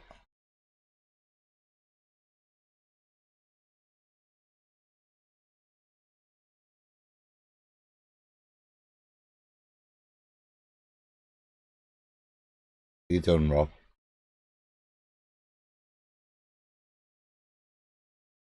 Yeah, he had to jet out real quick. Apparently something came up as soon as he got through presenting. He had to go for a minute. So thanks, Rob.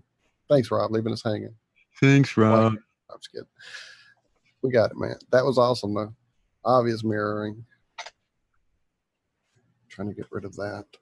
Like I say, it's a good example of compression occurring.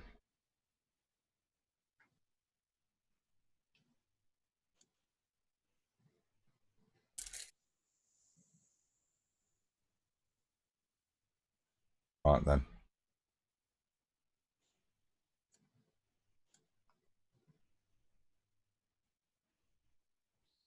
I keep losing my float window. I don't know what I've done here, so I can't find my mute.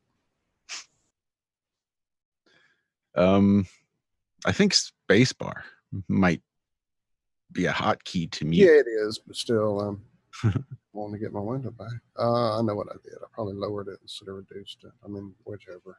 Well, because when you click the little line to reduce the window, it doesn't like drop it down into the toolbar. It just makes it small still on the screen. So it'll be floating around somewhere. Yeah, I was thinking it was the actual opposite and then kept doing it wrong and it was going away. So exactly what I was doing. Thank you. So you sent me a video, Walt, to play. I've got it pulled up now. You want to give a little backstory? Well, I don't know the backstory. That was why I was going to get. All right, well, never mind. Let's just play it and figure it out. No, like I said, I can get Heath in here with us and he can explain it to us here in just a half second. I didn't realize we were switching gears. I hadn't gotten ready to do that. Give me a moment. No, that's all right. I'm totally lost because I keep losing sound. So what's happening? I was thinking I was having sound trouble too. I thought again it was me because I do have fans going behind me and I know that cuts me in and out sometimes. So, but it is not just me. Is anyone in chat hearing issues with our sound overall? The desktop looks fine. I can see the desktop bouncing on OBS, but I keep losing my headset. So, well, we were having some sound issues this morning. Inconceivable. TFR as well, so that could be. I don't know. We're gonna have to just break your stuff to the ground and mine. Well, not mine. It's basically plug in and go, but whatever. We'll figure it out. Damn it! Inconceivable. I was being more specific. I was asking, why have we got a cloudy yet streaky sky on screen? All right, I'm trying to get to that. I have a friend who used to come hang out with us quite often here on our show and chat. And he videoed this, I think, and I could be wrong about that. He sent it to me yesterday while I was out and about. I've seen it on my phone one time and have yet to blow it up on my computer to look at it to see what it is. So why don't we invite him here and let him explain it to us? Give me a second. That'd be great. Yeah, maybe I should have given you a bit of a heads up, let you know we were switching gears. Nah, production, go. You know how we do. We just fly by the seat of our pants. Did you put it in Twitter? Okay, I found it. Hang on. Other people could sing or do something while I'm getting this. Well, I'll just get ready to ask Adam if we had anything else on that list. I know he had a bit of a list going earlier. Well said, sir. There's one bit left. And I did want Roxanne's opinion on it as well as Zach's, and it's to do with the Georgie Fuckabusa debate. Really,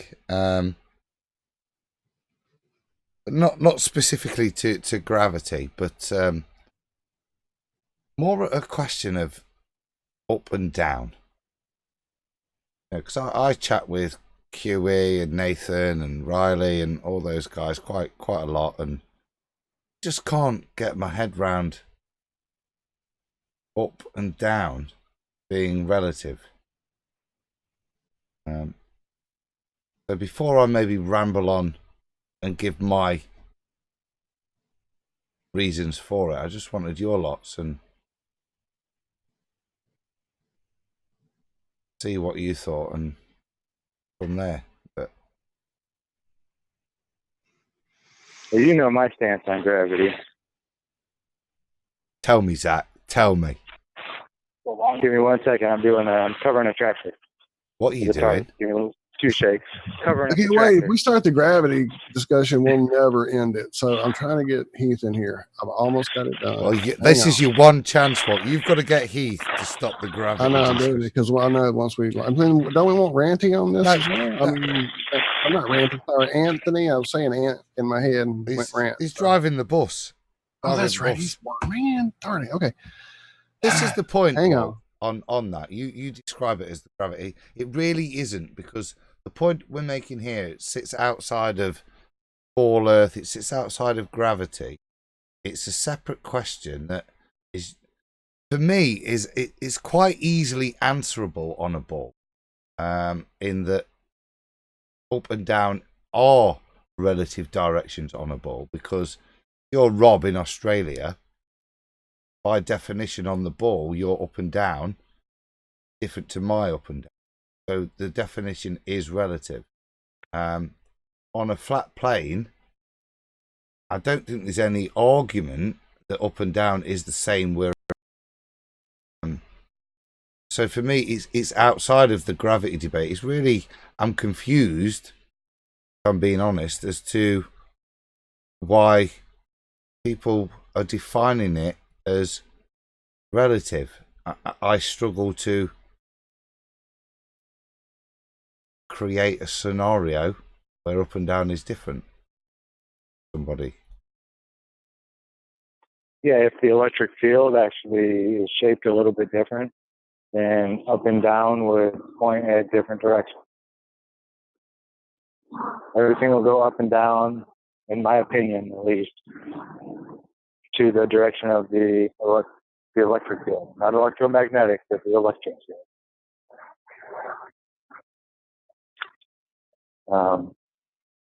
That's how I got that water to bend a little bit. If the shape from above, whatever's causing the positive from above and the negative from below, whatever shape they are, it will affect what shape the surface is. Whether it's a ½ inch every 10 miles or I don't know. If it goes either way or this way and that way and goes back and forth, I have no idea. It looks pretty flat to me. I can say that.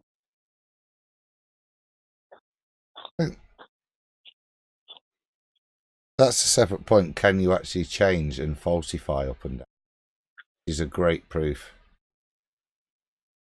Yeah, well, I did it with a piece of tissue paper. I bet if I had more power, more than 200,000 volts, I bet I could do something a little bit bigger. I couldn't do water. I was reading that, Zach, in the FE core chat, mate. Will you just describe what you did? Because it was pretty cool. Oh, I took two pizza trays, and I had a positive charge running to one and a negative charge running to the other from my Van de Graaff generator. And what I did was, instead of having the negative on the bottom and the positive on top, like we have here and, on Earth, I flipped it over and had the negative on top. And if I just created a little bit of a static charge, the piece of paper will bounce back and forth between the two. It'll be induction will take place. And it'll gather the charge of whatever plate it's touching, and then it'll automatically, push away from that plate and go towards the opposite plate.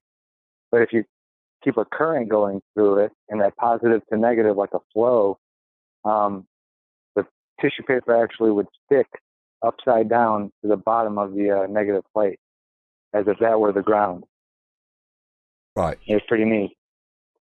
So the obvious response to that is, oh yeah, that's because you're applying the current to it. But once thing has moved up, it will discharge, won't it? So that should negate any static reason that it's gone up, and that's fine for it to go up. Yeah, but once to I stay take up the current away, I take the current away, and it'll start bouncing back and forth between the two pizza trays. Quite violently, actually. You can hear it hitting. It's very rigid. On the little piece of tissue paper, you could actually hear it bouncing back and forth. That's caused because there's no current anymore holding it to the negatives. It'll become negatively charged, and then it'll fly towards the positive plate, and then once it becomes positively charged, it'll fly towards the negative until it runs all that electricity out of there. That's even more interesting. So, got the first bit where any excuse for static is gone because it'll have discharged, but it still stays there. But then, when you switch the system off, the residual energy in the system causes it to fluctuate and gather and draw the residual energy in the system. Yeah, I was quite interested in that. It made me think of people going flying off into the air.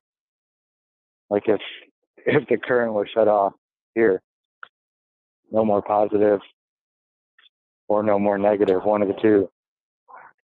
That there would be induction would start taking place on all kinds of things like that. I see what you're saying exactly. And apparently, according to John, I was told I was in, I don't remember which camp, but only because I was thinking in a certain direction, a certain way. But if you add what I was thinking to what you're saying, they actually work together. The reason there is a down in this liquid medium we exist in is tied to, obviously, the toroidal field and electromagnetism. So, again, I'm in Walt camp, my own camp, my camp, nobody else's, just me. Y'all are welcome to come hang out, but yeah, come on, hang out.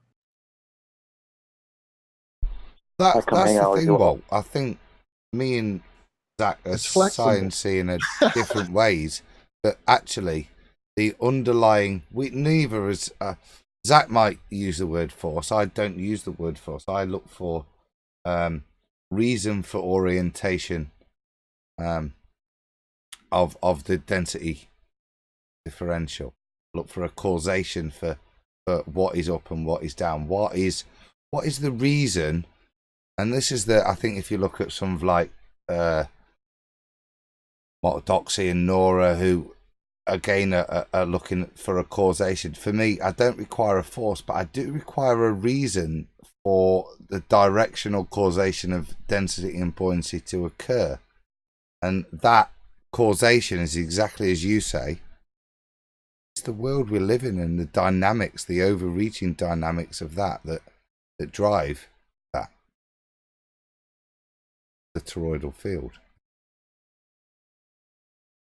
One of the things. That's like someone shared a video this week on my Twitter feed. I tried to get them to come hang out on the show with a toroidal field inside of a liquid drop of some type, and didn't give me a lot of information.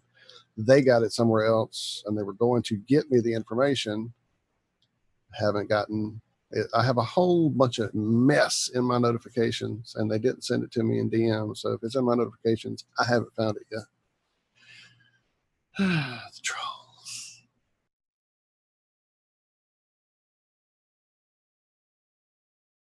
Go up and down then, Walt. Is it relative or is it definitive wherever you are?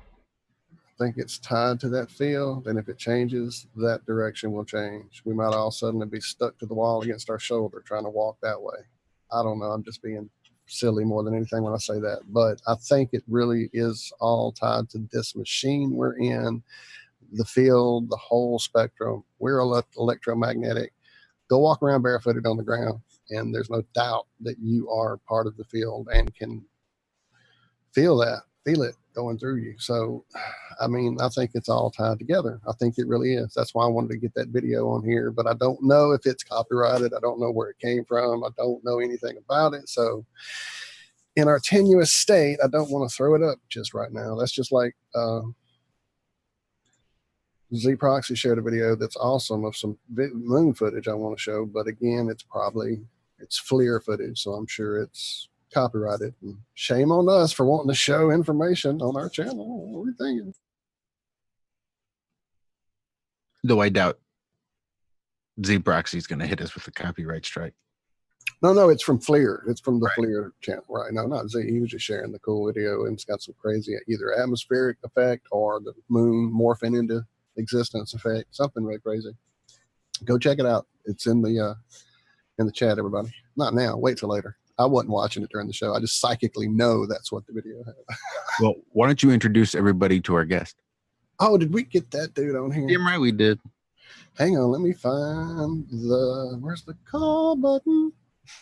Put that screen share then. Well, it's going to be very relevant, but I can. Oh, okay. No.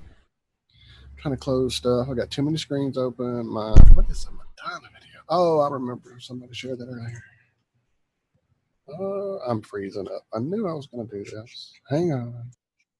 So I'm going to find out what the picture's for then. So, I'm sorry, sir. Yes, you said what? I'm just saying, I've been staring at that picture for ages, so I am curious. Well, now that we have the person who can explain it to us, let me introduce a guy I know as Heath. Everyone else on Facebook, I believe. I don't know. Where all are you, Heath? Tell them your stuff. Welcome, my friend. Been missing you. It's been like, what, 5 years, 6 years? And you have to hit that mute button. Would be longer than 5 or 6 years. Oh, it would be, because we've been doing this almost 5, haven't we? My God, how long has it been since I've seen this man? All right, on your phone at the bottom left. Oh, I don't know on the phone app actually where that button is. Somebody else may have to guide you on how to get your mute and stuff working on the phone. Oh, man. Yeah, it's the bottom left. There should be a little thing. It'll say in audio device, something like that. Something about audio and device. You click on that one. I've used it once on the phone and never again because I was lost. So help him, please. Oh, man. Yeah, use it on occasion, not enough to tell anybody how to navigate it. I see him. I just can't hear him. Hey. He's waving away. Can we unmute him on our app here? Is that something we have power to do? I don't think so. I thought we could. Oh, man. All right. Somewhere on that bottom left where you're turning that camera on and off, there should be a microphone button or a little arrow next to it. Yeah, right next to it, to the left. There he is. Welcome. Can you hear me? There he is. Beautifully. Coming in loud and clear. Welcome, sir. Let's do some polite introductions then, Walt. This is my buddy Heath, Damascus, Eternali. Everybody else, introduce yourselves. You know me. Yeah, I know you. Hi, Heath. My name is Josh. Josh Corey. Nice to meet you. How's it going, Josh? I actually go by Damascus now. Oh, Nice. awesome. Well, F that other name. Nice to meet you, Damascus. Nice to meet you, man. Well, I'm glad that Josh made the faux pas. Nice to meet you, Damascus. Nice to meet you, I'm Adam. Yeah, Damascus, Zach here. Good Hey, times for all if you prefer, whichever. It don't matter. Nice to meet you. Nice to meet you, brother. All right, so we want a little backstory on my video here, On this right? video, yeah, I've watched it now on the computer finally, and it's definitely, I see some cloud shadows, but there's something going on. Go ahead, sir.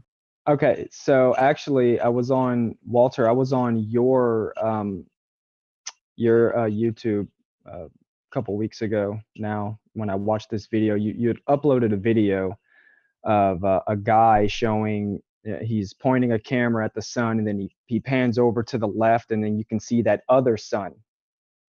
Had to be Right. either Crow or Chris Van Montre. I'm not sure which one. Yeah, it was Or Crow. both, maybe. I even. think it was Crow. I'm pretty sure it was Crow. And anyway, so after I watched that video, I'm outside with my family in the backyard, and we always look up at the sky because we know what's going on. And looking up at the sky, and my 6-year-old niece was back there with us, and my wife and I are looking at the sky, and I said, "Hey, babe, check that out." And then so my 6-year-old niece looks up, and she's like, "Looks like a second sun. Looks like there's 2 suns up there." And I'm like, you know what? And then that video flooded back into my mind. And I'm like, so I'm looking at where the sun is. And then it pans over to the left in that video. And then there's that second sun right there. So I'm like, okay, well, I'm seeing the same thing. But in the video, the guy said that you have to have special lenses to see that second sun. So the reason I made the video is because I can clearly, if you play the video, you'll see where the sun is as a point to where this low light, that's definitely a separate light from what the sun, that's not being cast by the sun, I feel. Even in that same episode, he got me all excited about the fact that in having a poor quality camera sometimes without the right filter and without the right settings, you'll actually have things happen in that glaring overexposure or whatever that will reveal things that you normally wouldn't get because you're compensating for all that. And so now Right. there's this orb, or there's a second sun, or there's whatever. So, or the cloud cover could be filtering it in some way, or, so there's all kinds of things that seem to be revealing this to us. So I'll Right. shut up and let Josh. Will you play the goddamn clip already? I know, the suspense for this, right? Go. Light right here, that is not the sun. The sun is right here. Now, I've seen a video not that long ago where the guy was showing 2 suns, and he was pointing at the sun, then he'd pan to the left, and you'd see this other one right here. But he was saying that you couldn't see it unless you had like a special lens. Well, ladies and gentlemen, we're seeing it with our own eyes now. Pause it for a second. Well, wait till the light's in the middle again and pause it for a second. Right there. All right, pause it right there. Oh, that was it. Damn it. All right, start it over. Sorry. Because I just noticed something else I didn't see until right now. All right, I got some light right here. That All is right. not the sun. That's crazy. The sun is right here. Now, I've seen a video not Pause it. long ago. Okay, what the hell is the annotation? What is that? Can you see my arrow? That what the hell is that? No, I don't know. That hard edge. You see the hard edge? That's bizarre. Interesting. Let it play for a second and let that hard edge keep being revealed. Because I think what's happening, a lot of what's happening is the sun's in that set of clouds. Because you can see the shadow to the left, right in front of where that other light source seems to be. But what is that hard edge? See, it gets harder every time the camera moves around, like it's part of a lens, or I don't know what the hell. Well, it's funny you say that, Get rid of this arrow. Shit, hang on. Let me get it off the screen. I know how to do it. Don't I know how to do that? Pow. There we go. All right, go ahead. Sorry. I sun gaze, either in the morning or at night or in the evening, right when the sun's going down, right? You stare directly at the sun. I've been doing it for years now. And this is actually what really, was like, hey, they're lying to us about everything else too, was I'm staring at the sun one day with my naked eyes, just staring at the sun. And I literally see clouds in front of and behind the sun. Same thing with the moon. Same thing with the moon. And, I've heard. Now, some people would say you're just destroying your eyesight, but explain the process and how that works and how you're doing it safely, because I've looked into this and done it myself, sir.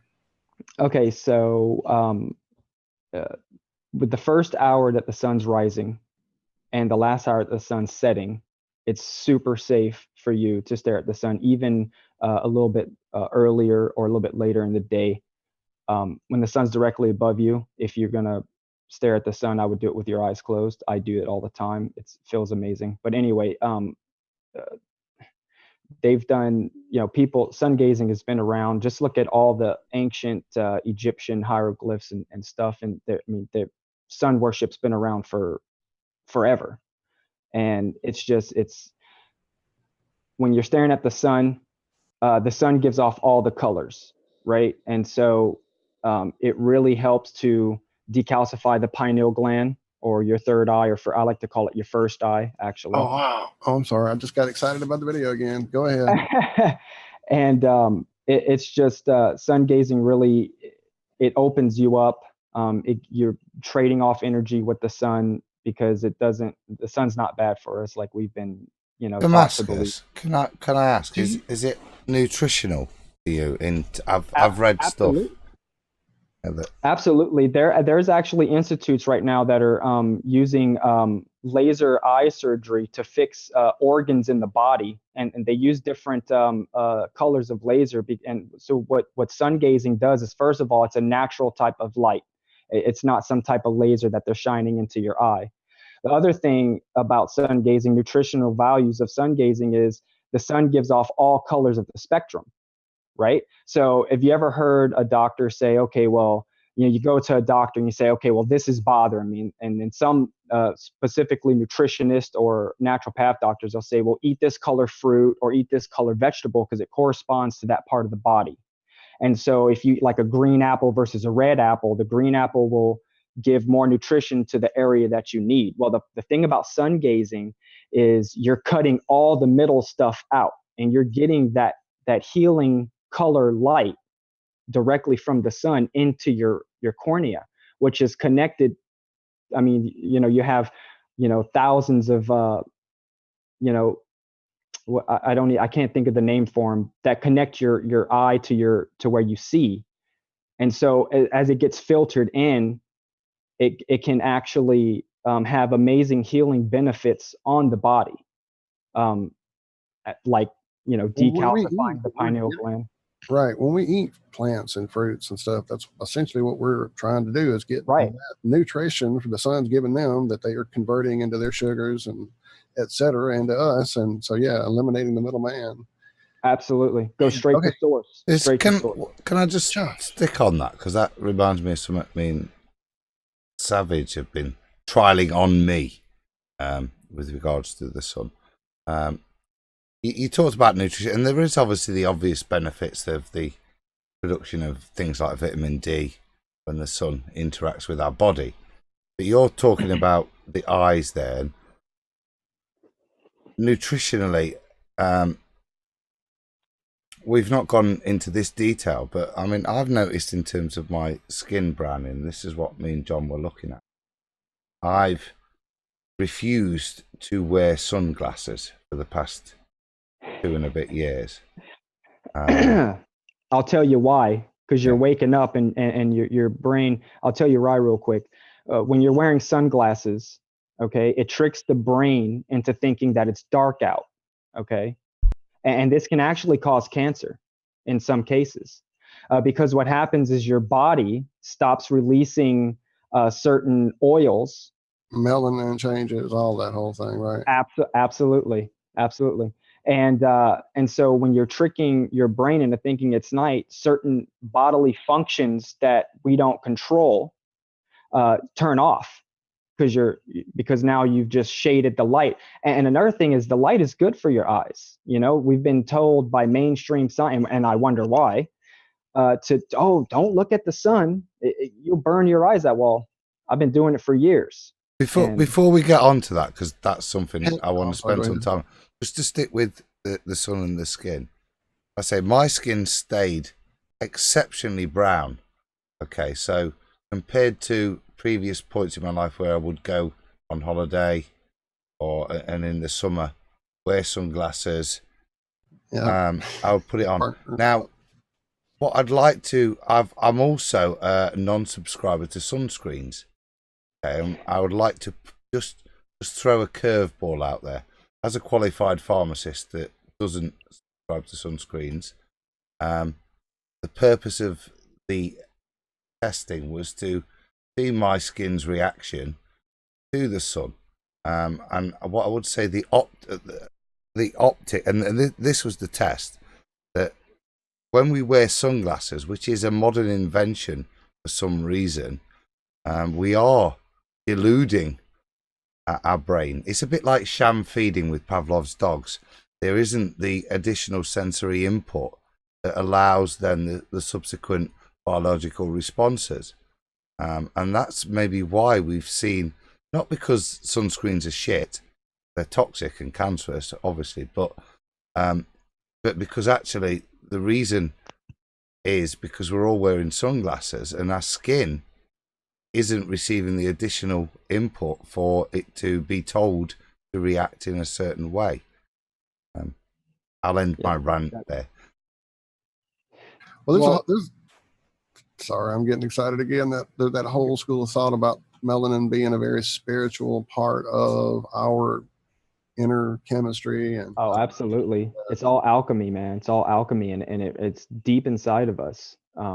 It's, you know, they've been blocking us from the sun for a long time now, and just look how sick our society has become. You know, no one uses the sun for healing anymore, and that's probably the go-to. I would even dare say entity for your healing, and not to mention you get light-coded messages from the sun, and you know that's just a whole different story. But it's messages that are directly for you personally that no one else can get. And so that's another reason for sun gazing as well. And this has all been talked about, ancient stuff, but. Well, we've been working on the sun a lot, trying to figure it out over the years. Obviously, we've gone from the beginning basic 101 of, it's 3,000 miles up, it's got to be, that's math, to, oh shit, it's in those clouds. Oh shit, what's going on? Oh, yeah. I've got one, you've got one, we all got one. That's my sun, it's our sun, it's your sun. So now we're at Cammie with this whole insane level she's taken it to with the miroscopes and the oh my goodness, just the whole idea of what this observed apparent sun we're seeing actually could be. And then we had Ranty this morning. Hey, I can keep doing that. I'm sorry, Anthony. I'll quit doing that. We had Sleeping Warrior this morning talking about the whole idea that this all leads back to these forces and these energies being God. So yeah, dude, this is not where I thought we'd wind up. Awesome. I want to touch on something Adam said, and then I want to move on to something that you just said, Walt, that really is starting to, and I wasn't going to mention it with you guys, but I think since you kind of already mentioned it, I think it would fit the script here. So Adam, you were talking about, you know, how not wearing sunscreen reacts, like how your skin would react. I live in Arizona. So I don't wear sunscreen. If I feel it's a little too sunny out there, I'll throw in a little coconut oil, because it does have a small amount of SP protection, but we don't really need that much. And so as long as you're hydrated, what it does more than anything for you during that is the hydration of that oil, I bet. Absolutely. And as long as As long as you're hydrated, you'll never get sunburned. As a matter of fact, what a sunburn truly is, okay, it's too much vitamin D, and you're trying to get rid of it. You've got too much. But if you have if you're not putting lotion from the mainstream lotions on, if you're not putting shampoo, I don't use shampoo and conditioner in my hair. I use baking soda and apple cider vinegar. Okay, I'm as natural as I can possibly be. I eat a very strict vegan diet, and I just my entire Walt knew me when I was big and fat, so he can vouch for me. I went from like 300 to 170 pounds in like 2 years, doing all this regimen, stopping all of the using the chemicals. When's the last time you had real sugar? Or not real, but like Congratulations, man. That's awesome. Yeah.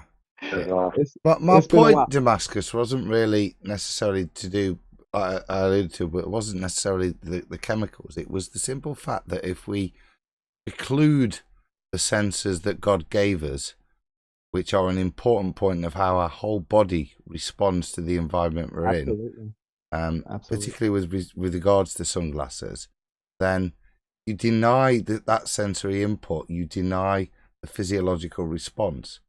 And as I alluded to Pavlov's dogs, to put it in a simple way, and I do think we must remember the sun's there, it's part of creation, and to deny it optically in the modern world is a strange thing. Absolutely. And they're all this mainstream science, like, oh, the sun will kill you. Oh, well, the sun's heating our plane, not planet, plane. The sun is growing our food. I mean, without the sun, like, where exactly would we, you know what I'm saying? Like, so, but now they're going to try and tell us that the sun hurts us. Yeah, I'm not buying it. It doesn't sit right with me. Now, I'm sorry, go ahead. Now, while I wanted to touch on what you were saying about my son and your son and our son. And so this is an interesting, and this just came up to me not that long ago. I'm not necessarily a full fledged, for lack of a better term, believer in it. But what a discussion I got into was the sun is different for everyone. And we got into talking about the pineal gland, right? And so this new theory that I've come across is that when you're seeing the sun, it's actually a reflection of your own pineal gland. And that's why some people in the sun gazing community, some people see a different sun. The sun does different things. I've talked to other people who sun gaze, and they're like, oh yeah, the sun does this. And I'm like, well, I haven't seen that, but I've seen this. And so it kind of strung from there. And so what the theory is that the sun that we're seeing, because all of this is not even, I mean, material just all drips down from spiritual anyway. All of this is we're literally at the lowest vibrational frequencies in this physical world. And so that's where I wanted to go when you were talking about. Is that why it's so bright when you were a kid, the sun? Probably so. That's a good observation. You took me left on that one, Adam. I was going to talk about what Josh was saying about how with all the chemicals and all the fluoridation and what's happening to our pineal gland, that it is, the calcification makes it almost turn into a crystal that they can then frequently vibrate in ways that can fuck us up. So yeah, the fact that the sun probably is trying to get to it and it can't vibrate it because it's a solid chunk now. Oh man. Yep. Distilled water. Only drink distilled water. That's all I drink. I don't drink olive oil. Is it olive oil or olive leaf? That also helps. The distilled water, prof, is we're big exponents on here. Josh, is Josh and John, the guys oregano that got me oil into also. it. Yeah, distilled water is amazing, and there's some stuff going around about distilled water that's a psyop. It says that it completely takes all the stuff out of your body. It's true to an extent. When they tell us truths, it's more like an 80-20. They got to throw in that 20 bit of bullshit in there. But with distilled water, it's true. It does take out. It removes inorganic minerals, and it also removes metals like iron, not iron, aluminum.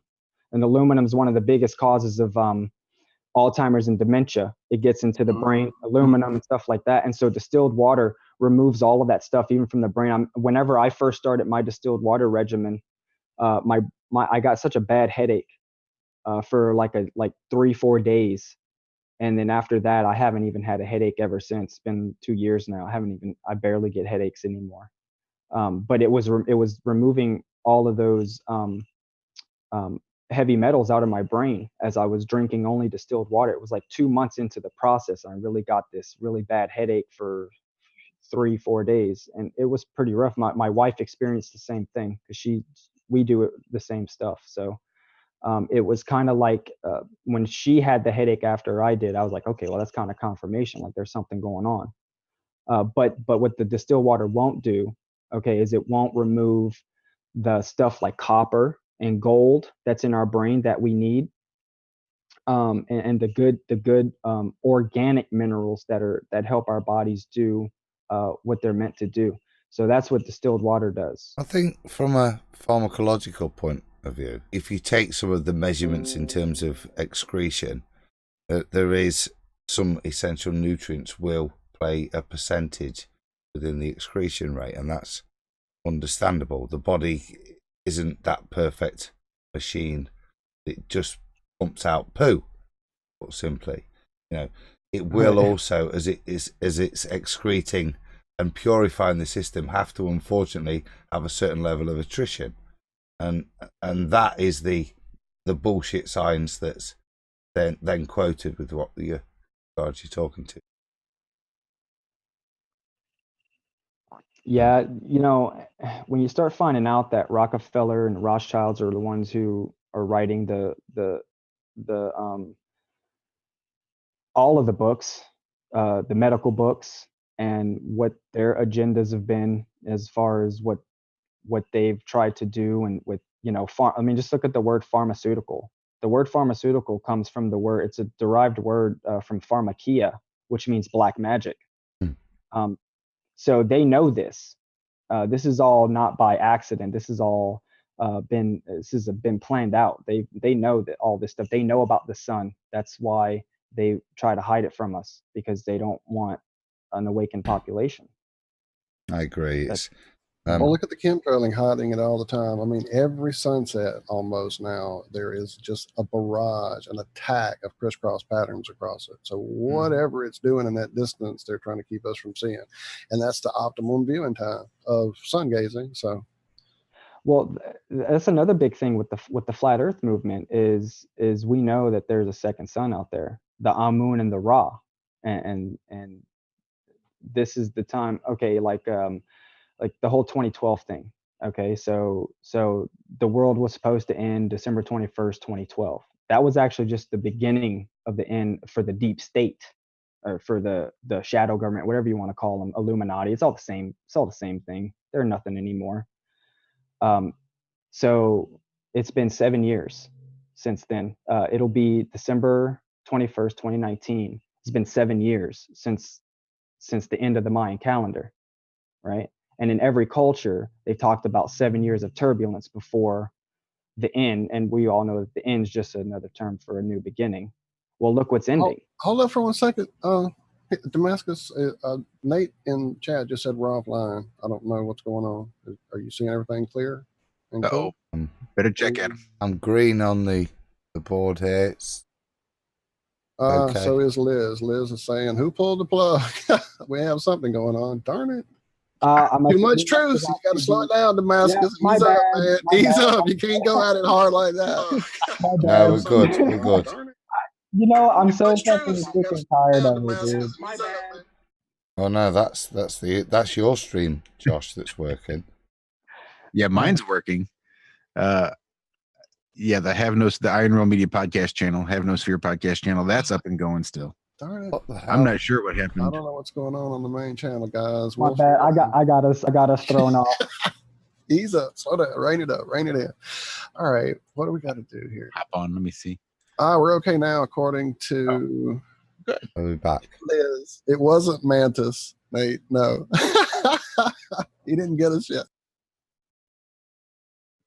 I'll be back. Yeah.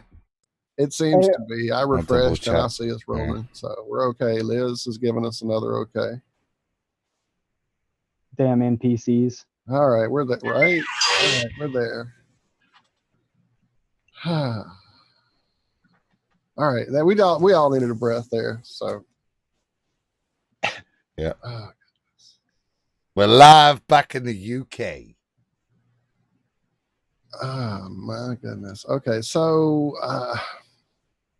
in that video you showed a minute ago, after we got just talking about sun gazing, I noticed something else happening, and I want to get back to that in a minute. But okay, I didn't want to detract from what you were getting into, and I know we're going to get lost on that for another hour. So, which direction do y'all want to go? Well, we've got. I'm leaving it to the team here. 37 minutes before I say we call it quits. All right. Well, for sure, we need to continue on with the information, but pop the video back up and then let me have some control of it, Josh, if you don't mind. I'll tell you what though, because if we've only got that little bit of time left, I've really enjoyed chatting with Damascus, doing what he said. So, Damascus, you lead it, mate, because I'd like to just to introduce yourself, tell us what you're about, and as you see there, you start one.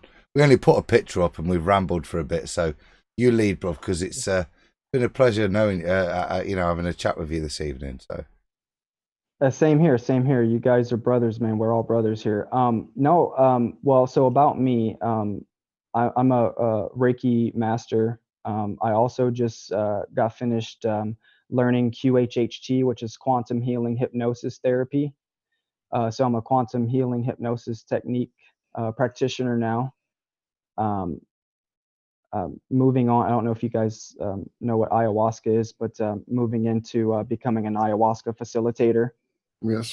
We're sort of familiar with her. Yeah. Just have no experience with it, unfortunately. Mama Aya would love you, Walt. She would love you. She does love you. I want to come out there and experience it with you, my friend, for sure. That's my promise to my myself. I enjoyed taking MDMA back in the day. And I've not done. I enjoy a smoke now, but that's all really. That and a nice white wine. But that's my promise. Once the kids have flown the nest, I shall. And I do want to do it in a proper way. I don't just want to do a it's all about a DMT trip. I do want to do it in a proper ritual, not necessarily ritual sense, but a proper preparation sense, where it's prepared from a straight raw plant production as opposed to a derived product. I'd much sooner do it that way. So yeah, that's interesting. You're a master of that. I may be calling on that knowledge, mate, in the next about 5 years is when, because DMT seems to be a fantastic gateway. Not necessarily necessary, but I think fantastic gateway. It is. It really is. That and magic mushrooms too, which is actually just decriminalized in Colorado, by the way. So big shout out to Colorado for decriminalizing magic mushrooms, because they just help open up the aspects of consciousness that we just don't even, while we're asleep and on fluoride, is there because we're just so shut off from it. There's a difference there. We talked about DMT. Now, magic mushrooms are psilocybin, an experience I have had. And strangely, guys, they're legal over here. Lucky. It's one of the old ancient laws, unfortunately, for the establishment. That they tried to mitigate it by, can't remember which way round, but if you were to go, because they grow on the fields out here quite openly, If you collect them, it's legal. If you carry them in a plastic bag, I think it's fine because they're still fresh.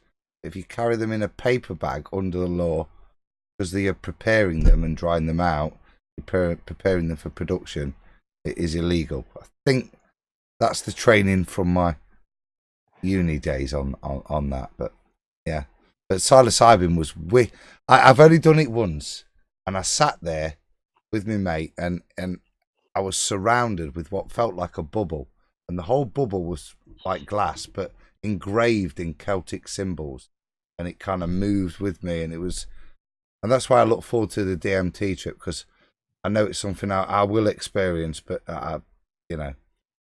duty first. I look forward to expanding that. So I'll stop rambling, mate, and let you go to Damascus. Sorry. I do not want to interrupt this. I just want to ask Josh to please take control back, because it's useless for me. I'm just freezing up. I'm almost afraid I'm gonna get dropped here. All right.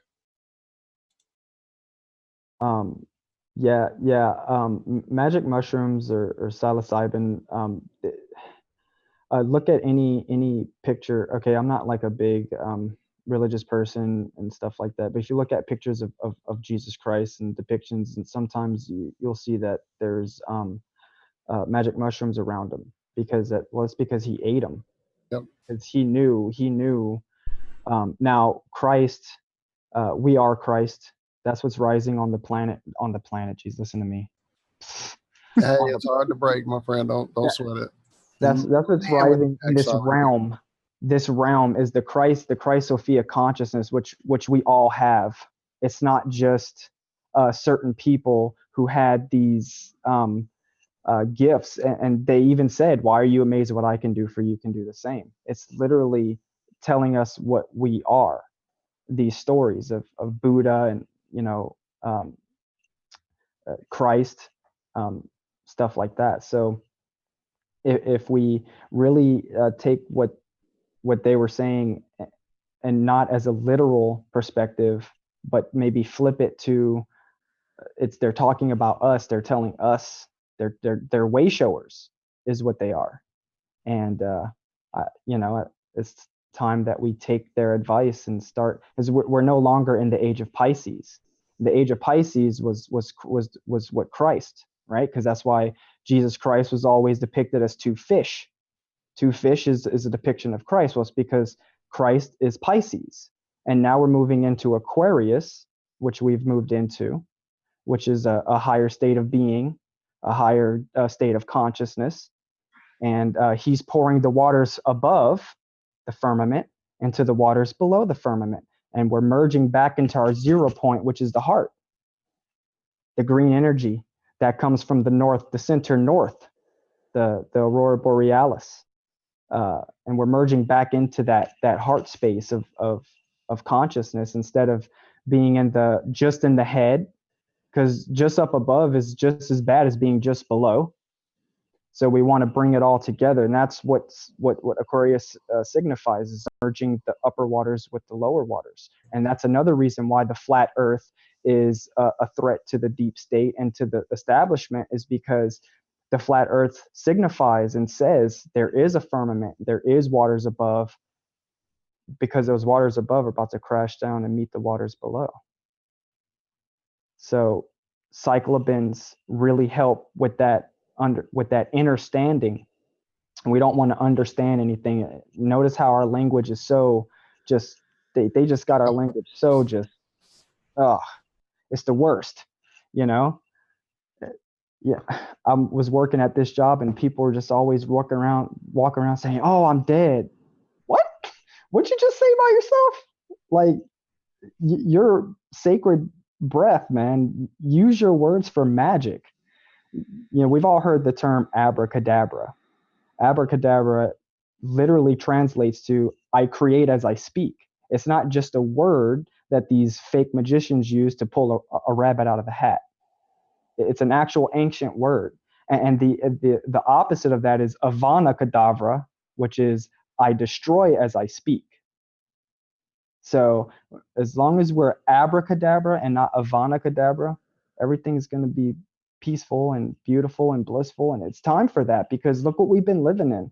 You know, they've been lying to us about the spinning ball earth, and now it's time to realize that we're much more than just what they've been trying to tell us, which is these monkeys on the ball.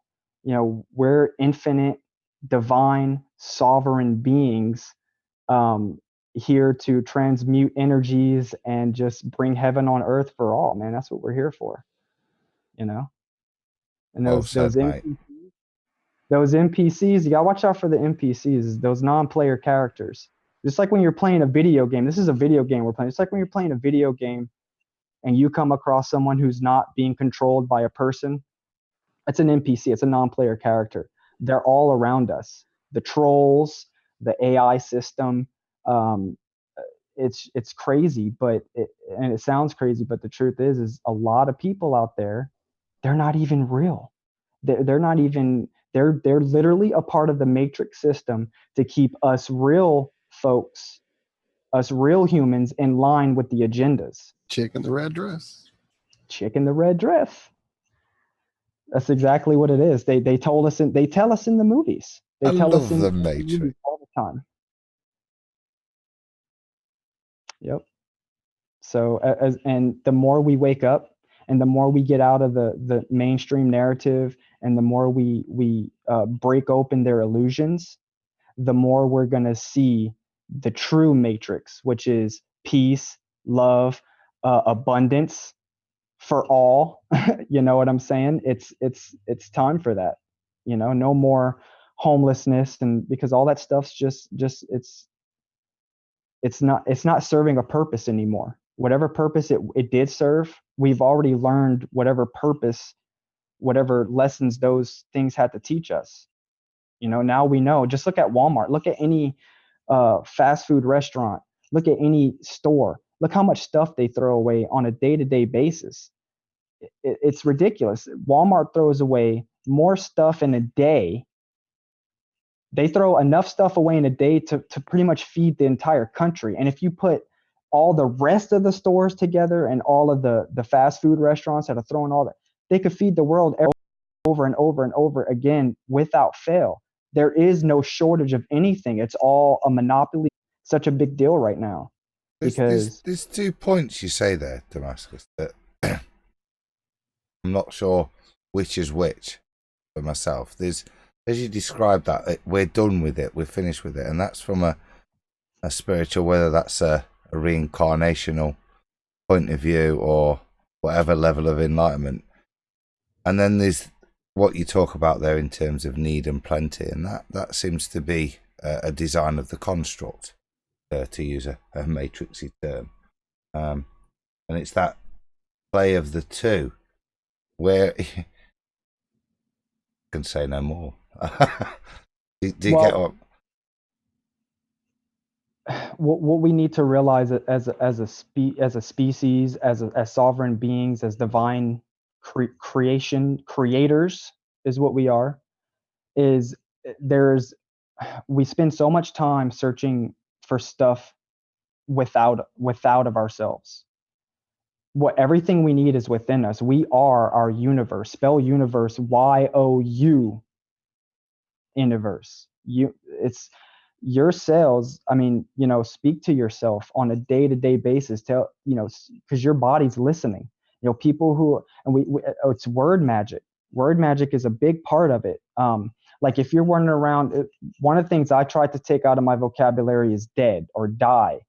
Like, oh, my phone just died. You know, well, like I texted Walt earlier, I said, hey, sorry, my phone lost battery. And so if we really watch what we throw out into, and especially when we're on YouTube, okay, I don't know if you guys knew this. The original word for internet was Ethernet, okay? And they changed it to internet later on. That's why you still have the Ethernet cord. I still use my Ethernet cable to connect my pedal to my amp, sir. Yes, sir. Damascus, you're popping my brain a bit here with stuff I've considered myself. Can I just take it on a notch to the hypothetical a bit more? Go ahead. we talk about the Tower of Babylon and the splitting the languages, and you look at George Orwell's 84 and Newspeak, and the construct of language and how it's used to control the masses. But you also allude there to the use of it in a metaphysical way in terms of its construct with regards to, simply put, magic, and how that then affects whether that's the tones, what we say. And I look at the way that, with regards to 84 and the use of Newspeak, is English specifically, is this construct that they would really like to, within 100 years, have everybody speaking so that tones, the hidden meanings, defile us as we live. Yeah, absolutely. The thing with language is this. They call it spelling words, spell. So you're casting spells, right? You go to school and you learn how to do spelling words from the school staff. Okay, well, what does a wizard use to cast his spells? A staff. All these words are put in place they're either going to raise your awareness or they're going to lower it or keep it stagnant. And look at the word history, for instance. His story, right? It's not, why isn't it her story or anything like that, right? And then when you start getting into pharmaceutical, look at the word pharmaceutical. The word harm is right in the word pharmaceutical, PHARM. So the words and how we speak and how we use them is, and again, I wanted to touch on the ether when we're on YouTube, this is going straight to the ether. I had a download when I was sun gazing that the internet is just a physical manifestation of the Akashic record here in this 3D matrix. And so they just, the elite and the controllers who self-appointed themselves grabs hold of it real quick and started regulating it and stuff like that. And that's not how it was supposed to be. See, you want to know what I think about Facebook and stuff like that is I think Facebook created itself based off what we wanted. We wanted to be connected to the world, connected to people. Well, so what happens is they intercept Facebook. They make a fake character like Mark Zuckerberg, right? They put his face everywhere, and then boom. He's still human. I mean, he's human. Oh, right. He used to be human. I mean, he still is human. All right, I got you. But they just do all, and symbols too. Symbols is a big part of it too, keeping us under wraps and locked up in our minds in a cage, if you will. But we gotta speak. Ancient Hebrew is all symbols. Yes. Yeah, I remember the last ayahuasca ceremony I attended. When I was in the medicine, I was seeing nothing but Egyptian and Hebrew symbols and stuff when I was deep in the medicine. So yeah, absolutely. And that's another point, that if you look at the Hebrew text, the Egyptian text, the glyphs themselves are embedded with meaning. They don't actually have a phonetic pronunciation necessarily. And like I said, with regards to Newspeak and English, is that what we're being led towards, a phonetic pronunciation that has that hidden, occult, ancient magic meanings that do mean that resonance and tone, the way you speak, the intonations you have, all have a negative feedback? not all of them. Just like the dark. So it's like yin and yang. It's kind of hard to explain sometimes, but just how the elite, they use spells and stuff like that for their agendas. We can do the same. We can just turn it around and make it out of love and peace and abundance for all. We just have to we've been so brainwashed and beaten down in this life and every other life before this one. Just beaten down. It's ancestral. That's what's going on right now. Look at the Schumann resonance, man. Yeah, but the book that was written to control us says we're not supposed to do magic. I'm sorry. It just irks me when I. Well, the people. Maybe that's the point. Maybe they're trying to keep us from realizing our fucking own power. I don't know. Call me crazy. Yeah. Right. Okay. Well, if I'm crazy, then I would rather be crazy. Just your temple, the temple that you worship God is your temple because you are God. You don't have to go to a temple to worship your God. You are your temple. You're connected to source.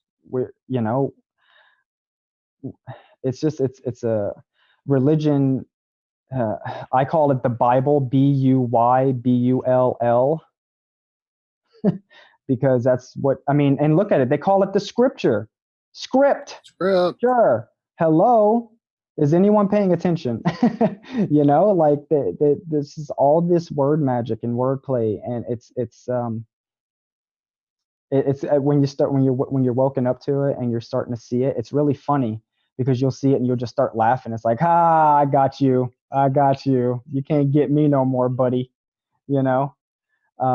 But yeah, like scripture, Bible, or actually another one that I like to use that really pisses off Christians is Byball, Bible. That one really gets them, and it's like you can spell it a million different ways. It still has the same original meaning.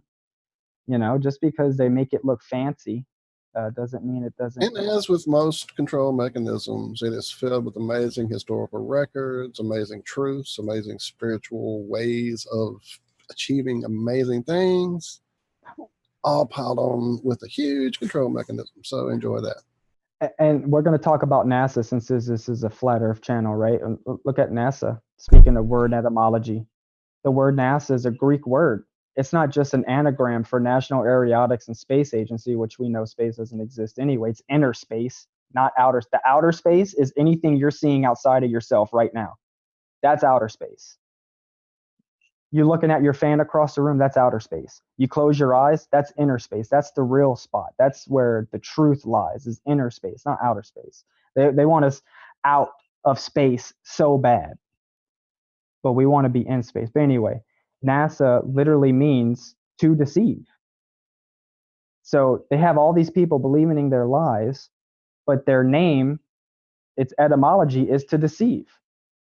So, I mean, they're just telling us the truth. And it's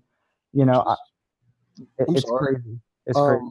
Our buddy here, Zach's actually been learning Hebrew of late. And have you checked into the veracity of that yet, Zach? Just wondering if that's actually true or...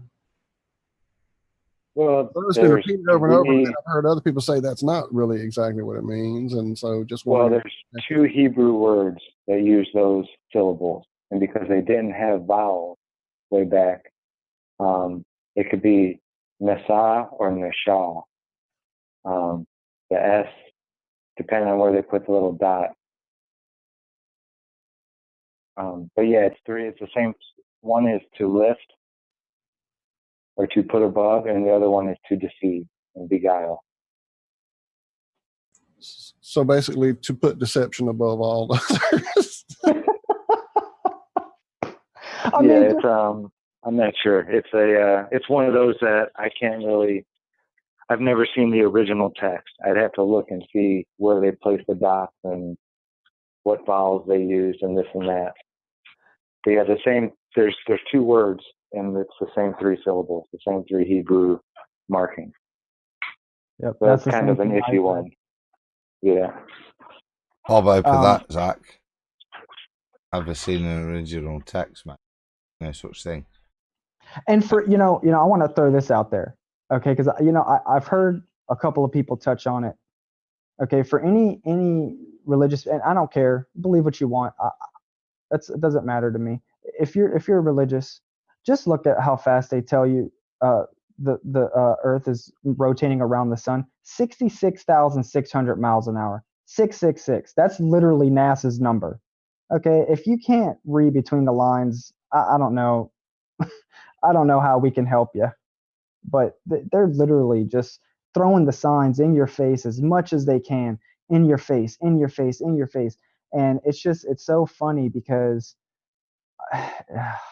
it's just really funny arguing with people who just can't see that. Right. The little space defenders and they're endless. Oh, what are you talking about? Just because Jack Parsons pretended that he was into some kind of weird ceremonial stuff, he still formed rocket space, blah, blah, blah, blah, blah.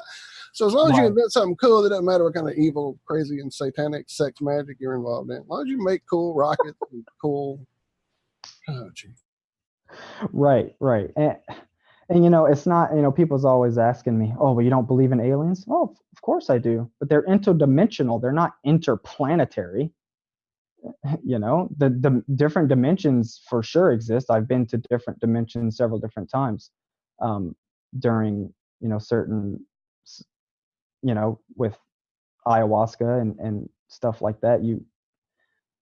But it's a point to where these ships, they're whatever ship they want to throw at there, like they talk about, you hear a lot of talk about Trump talking about the Space Force, right? Well, they're just talking about interdimensional travel. They're not talking about interplanetary travel because that doesn't exist. It can't exist because we live in a realm. We don't live on everything's energy, and so that when that stuff starts to come out to the mainstream, because disclosure's coming, it has to. It's building up. It has to come. There's no way. There's too many people who are saying, hey, enough. There's too many of us. We have YouTube channels now.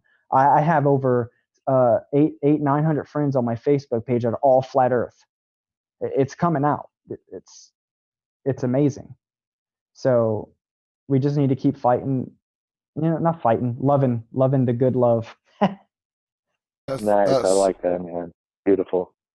Take it away from some of the deepness. You're alluding flat Earth. How long have you been flat Earther, and what made you one? Wow. So funny story. Back in 2015, I was living on Globe Avenue. Think about the irony there. Literally, I was living on Globe Avenue, and so Walter's stepdaughter or whatever was up here with her dad up here with us, because I know Walter personally, by the way, like family, friends, long time. So she was down here and she had came back from a visit with Walter and she was like, oh my God, I got to tell you guys this, and then she's like, the Earth's flat. And I get home from work and then my wife's like, hey, listen to this. And I get pissed off, right? I'm a big Star Wars guy. I still love Star Wars, by the way. Science fiction's great. I'll watch the fuck out of some Star Wars. It don't matter to me. Yeah, I'm not letting the bastards ruin that for me. No way, no how, bruv. But I was big, want to go to space, and I heard that, and I'm like pissed. I'm like, what the hell's wrong with you guys? The Earth is round. Like, we got NASA. We got NASA. So I started. The more it came up, and then I was talking to Walt about it, and then I was working for Cox Communications at the time. I was a cable guy, which was destroying my soul. But anyway, I'm up on the mountain, and I'm looking down the valley, and I'm like, wait a minute, this shit's flat as hell. I'm looking around, I'm like, oh shit, and I start having a breakdown right there. And I get home and I start looking up some videos, and then it hit me when I started as a matter of fact, I started sun gazing on Globe Avenue about 2 weeks after I'd heard about flat Earth, and that's when I saw the clouds behind the sun, and it just hit me right there. I was like, it just hit me like a ton of bricks. And then I just kind of went home and just sat with my thoughts for a while. And I was like, okay, let's look into this. And then I really started doing, and obviously I was doing research to disprove the flat earth originally. That's what I wanted. I was like, no, Were I can't. we all? So whenever I couldn't do that, I was like, okay, well, here I am, newest flat earth to the team. But and then now they got this concave earth crap. I'm like, oh, okay, what's up with this? Is there still no curve? I don't know if you guys heard about the concave crap, but I don't know. It seems rears its head now and again. In fact, I think I just saw something go by in chat as I was trying to catch up on back chat. I'll see. Hang on.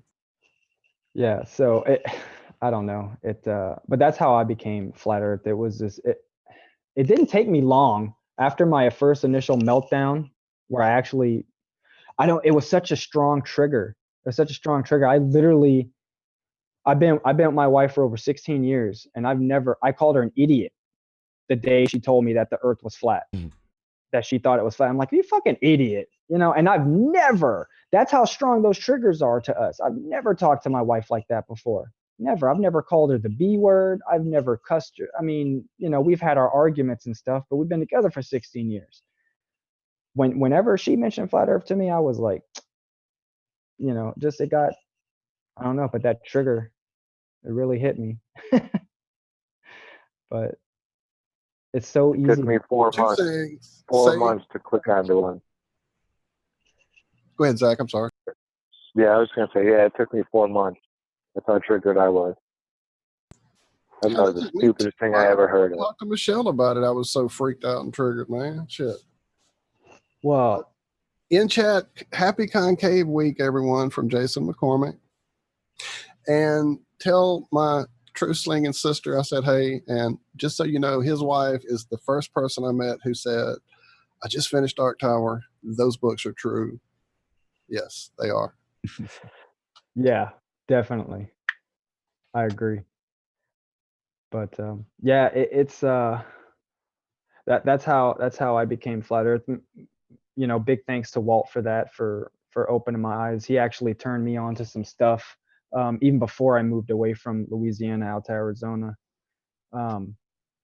Just really helped me with my awakening. I appreciate you for that, brother. Just love and always glad to talk to you, man. And Hell miss yeah. your ass. Like I said, Dude. I'm coming out there. We're gonna meet. Hey. Together. Dude, definitely. How do you do Arizona, man? How do you do Arizona after living in Louisiana?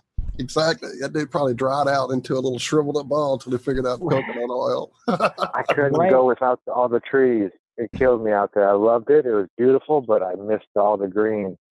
Yeah, it was hard for me. Up north Arizona, about 3 hours. My parents actually live up there. Forest snows a lot. I think they got like 80 inches of snow this year. So and that's just like 3 hours away from me. So if I ever want to see trees, I just go up there. But for some reason, Hawaii keeps popping up to us. I actually have a friend who's going to go start a hemp farm out in Hawaii.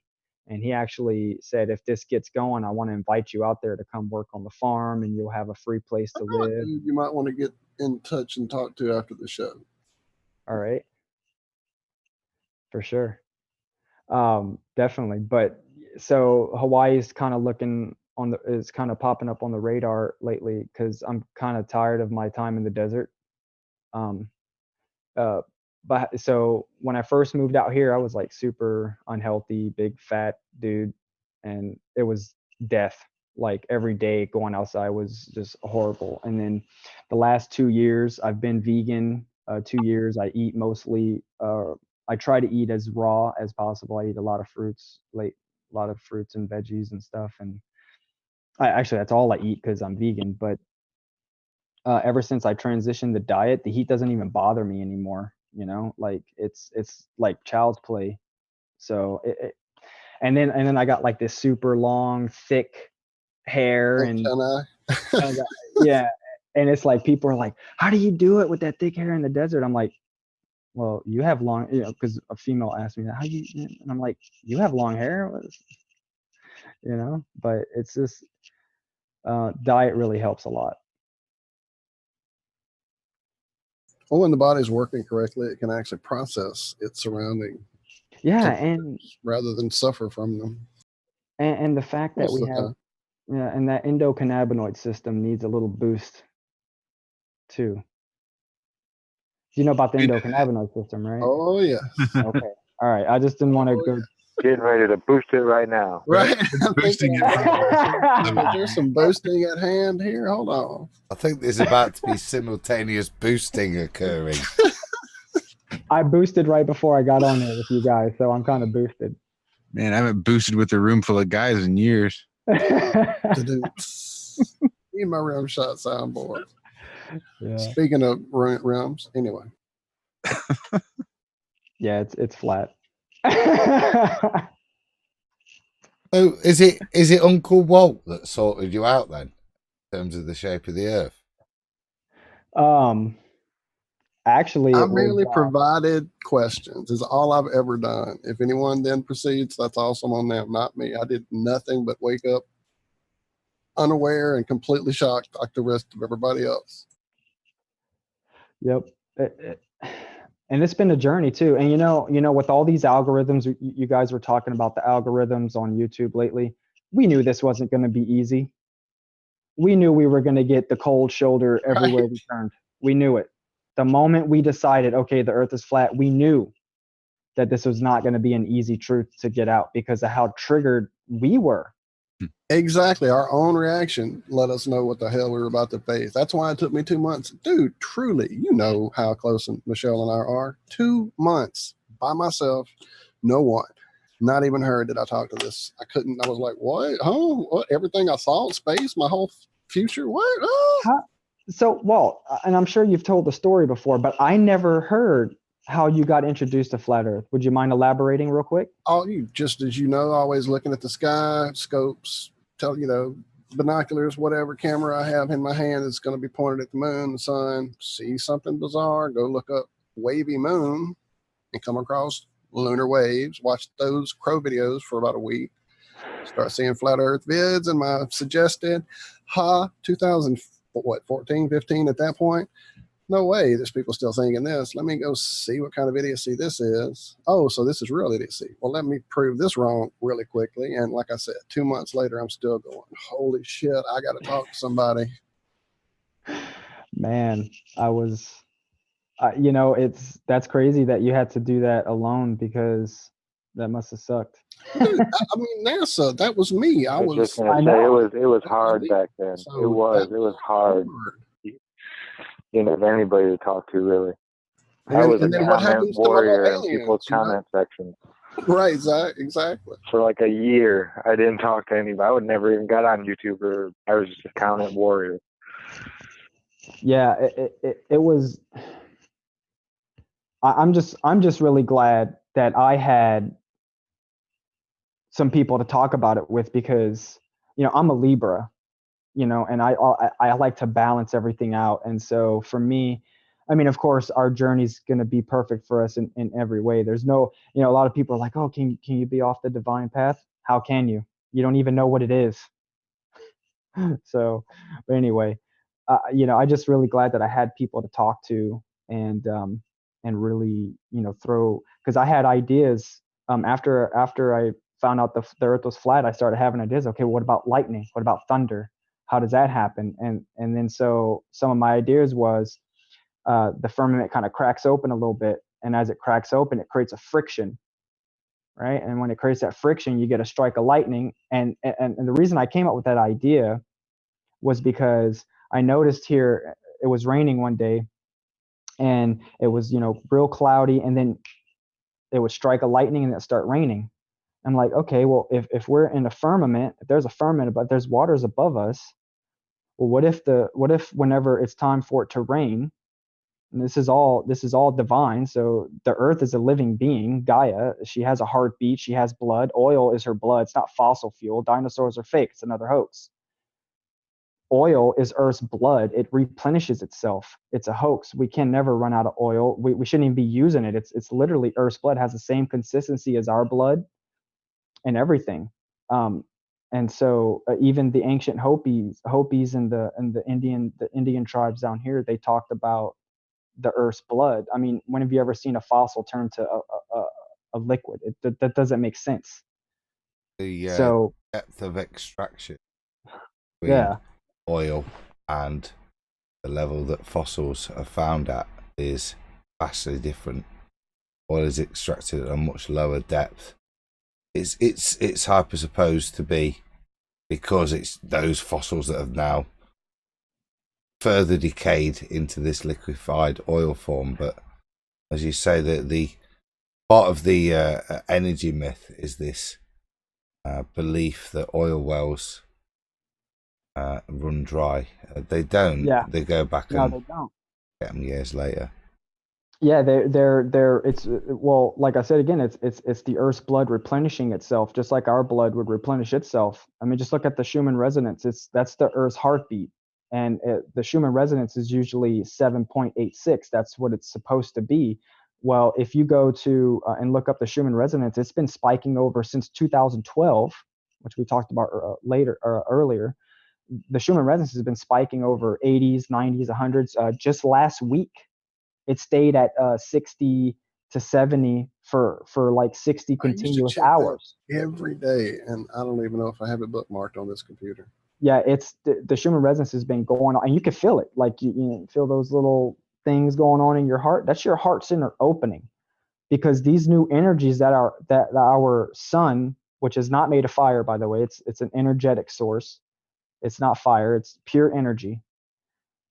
It's with the new age that we're moving into of Aquarius, the sun is starting to beam, and this has been talked about, prophecies, this is old stuff. This is not new age stuff. The energies that are arising on Gaia now is transmuting everything to a higher state. So, but back to the oil thing, Rockefeller himself was the one who suggested that it was fossil fuel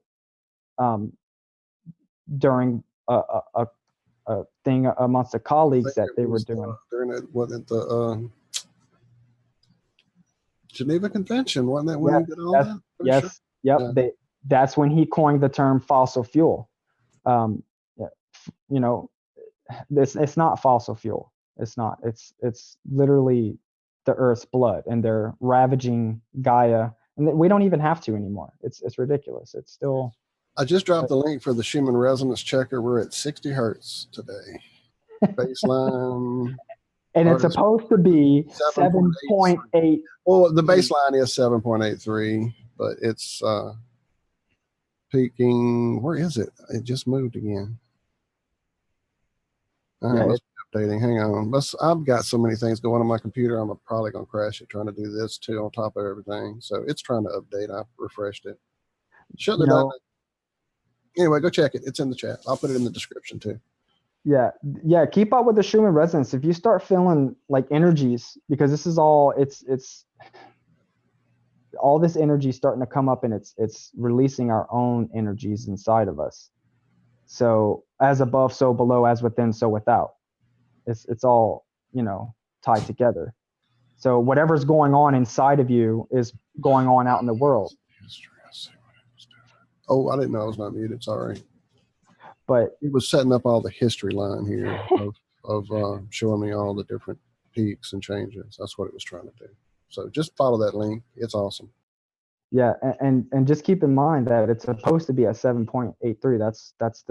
That's even what we vibrate at. That's what humans vibrate at as well.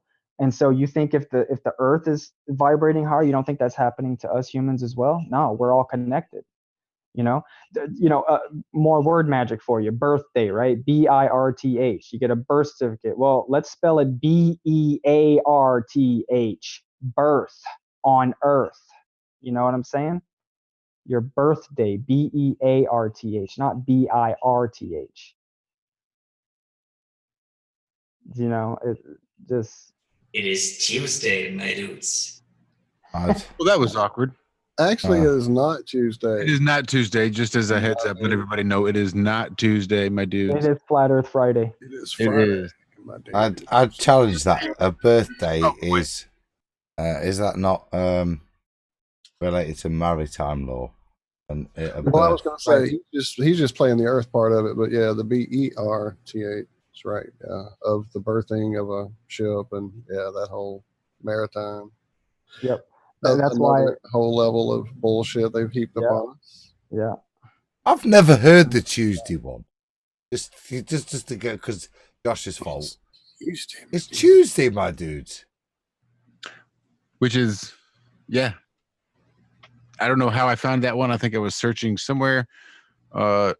Telegram actually has sounds like the same guy. It has to be, right? I was going to say, did you ask Walt to do a voiceover, or?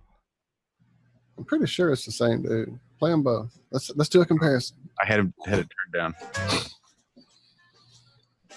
Oh, that's still you. Let me kill that one. Man, that's my jam. You have heard my Toe Jam and Earl remix, huh? Damascus. No, not yet. No You got to play him the remix. Right. Toe Jam and Earl. Oh yeah, I've heard this 1,000 times.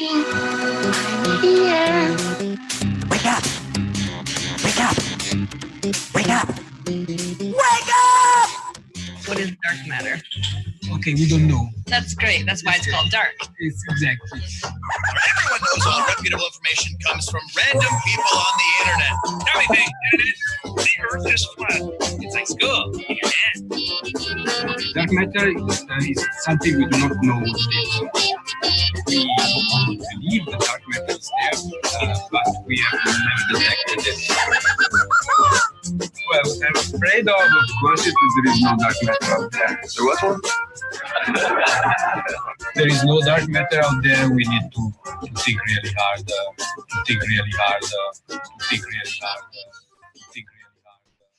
I've got to give Walt did the mixing on that, didn't he? But I've got to give my kids a shout out there. Awesome.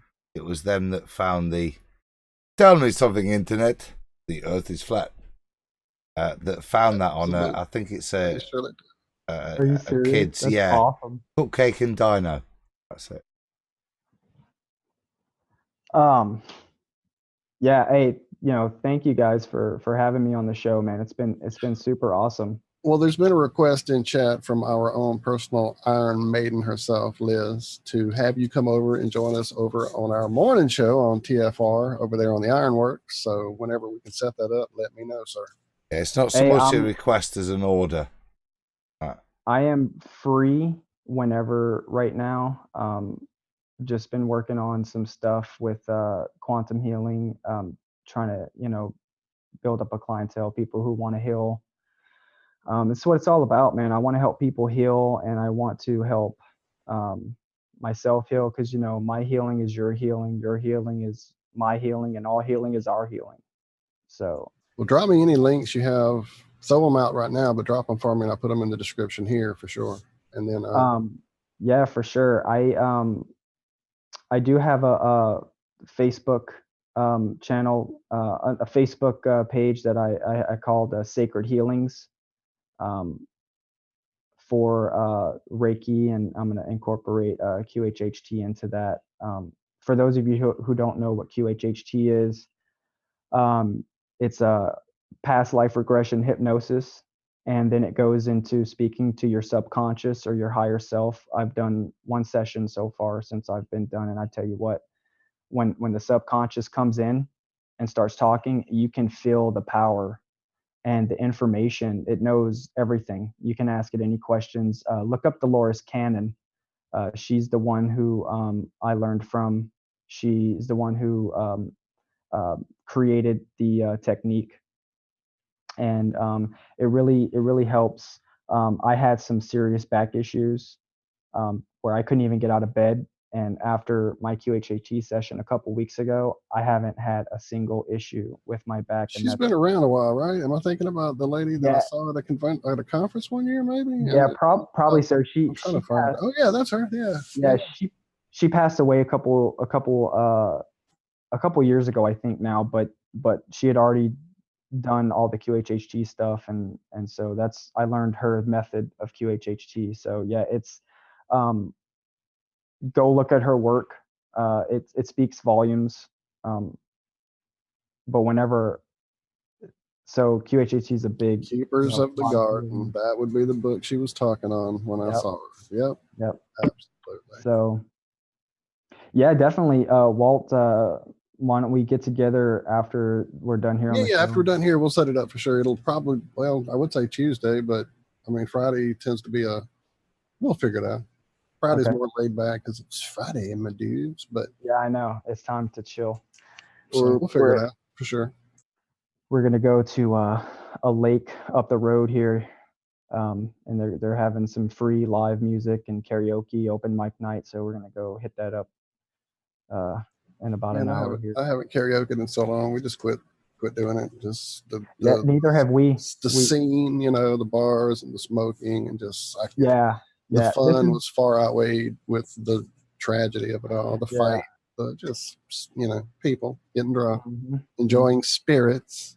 Yeah, oh, that's another thing. Alcohol. Oh man, alcohol, because it opens up the.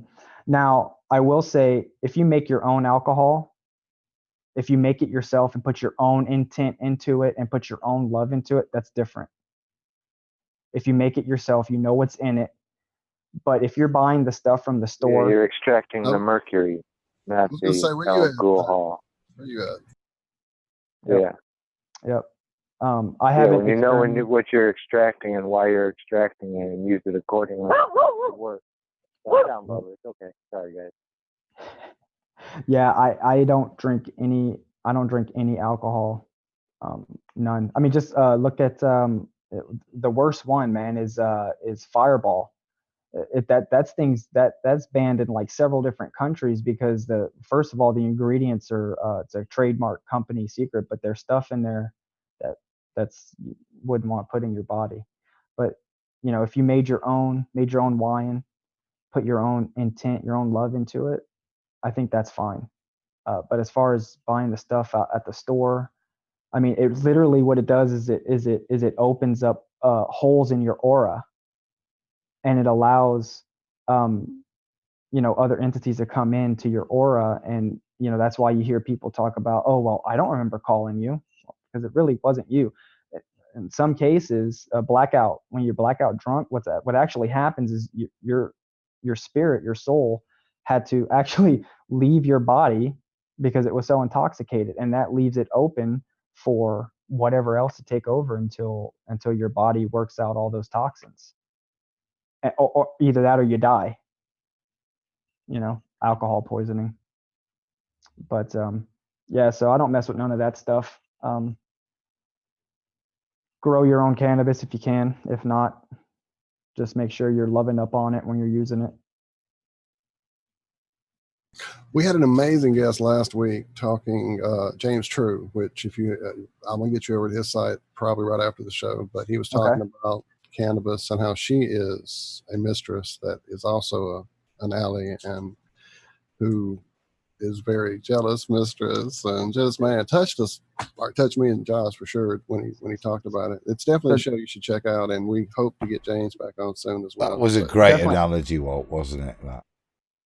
It was beautiful. It really was. And when you talked about the ayahuasca earlier, I thought that went immediately through my head, James talking about the cannabis. So, yeah. Yeah. Well, you want to know something funny is, and this is an ancient practice, and you can look this up. If you take a cannabis seed and you put it in your mouth and you swish it around in your saliva for like 30 seconds, whatever. THC, Anthony. The seed will take your DNA, and when it's growing, it'll grow the perfect strain of cannabis for you through that. And it's kind of like same thing with breastfeeding. When women breastfeed their baby, a lot of people don't know this. When you're breastfeeding your baby, the saliva gets on the nipple. Okay, the aurora, I think is what it's called, right? Areola. Thank you for correcting me there. What happens is I don't know much information. But you know those, right? That's awesome. Sorry. DNA information is transferred to the mother's body, and whatever the baby needs, it is produced in the breast milk. and naturally you find THC and CBD inside of breast milk naturally, even if the mother's never even used. See, that's another. I want to watch how I say stuff. Not used, consumed, because it's a nutrient. Cannabis is a nutrient. It's not a drug. It's not. Don't call it weed. That's disrespectful to the plant medicine, to the plant spirit. Right, it's not a weed. It's a spirit, and it's cannabis, and it's wonderful, and we need it. We need to eat it. We need to smoke it. We need to put it on our skin and ointments. That's why we have the endocannabinoid system. It's literally the endocannabinoid system is the second system that's created after your heart. Once your heart's created, then your endocannabinoids, from what I've read, then it's your endocannabinoid system. And then all your organs, all your brain function, everything is connected off of that endocannabinoid system. And so that's why whenever you ingest and use and consume cannabis, that's why it can help all areas of the body, because it's all connected to our endocannabinoid system. A lot of women who are breastfeeding and they're going through postpartum, if they consume a little cannabis, get a little bit of extra THC and CBD in them, it takes away that postpartum, because the body is working so hard to put the natural CBD and THC that's inside the body to the baby, because the baby needs it too. See, and in other countries, it's not a problem for them ever, because they know this stuff and they don't have the stupid regulations like we do here in the States. So women are in other countries, they're consuming cannabis while they're pregnant, which is what should be being done. I'm not saying you should be partying and whatever, but regularly consuming cannabis is a must, because our system needs it. That's why we have an endocannabinoid system. And a lot of people don't know that about breast milk.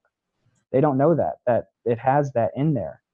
That's and so it's crazy. Zach, Josh, was I right? Was it THC Anthony on TFR with us talking about putting the cannabis seed in your mouth before he planted it? Or hell, maybe it was you, Zach.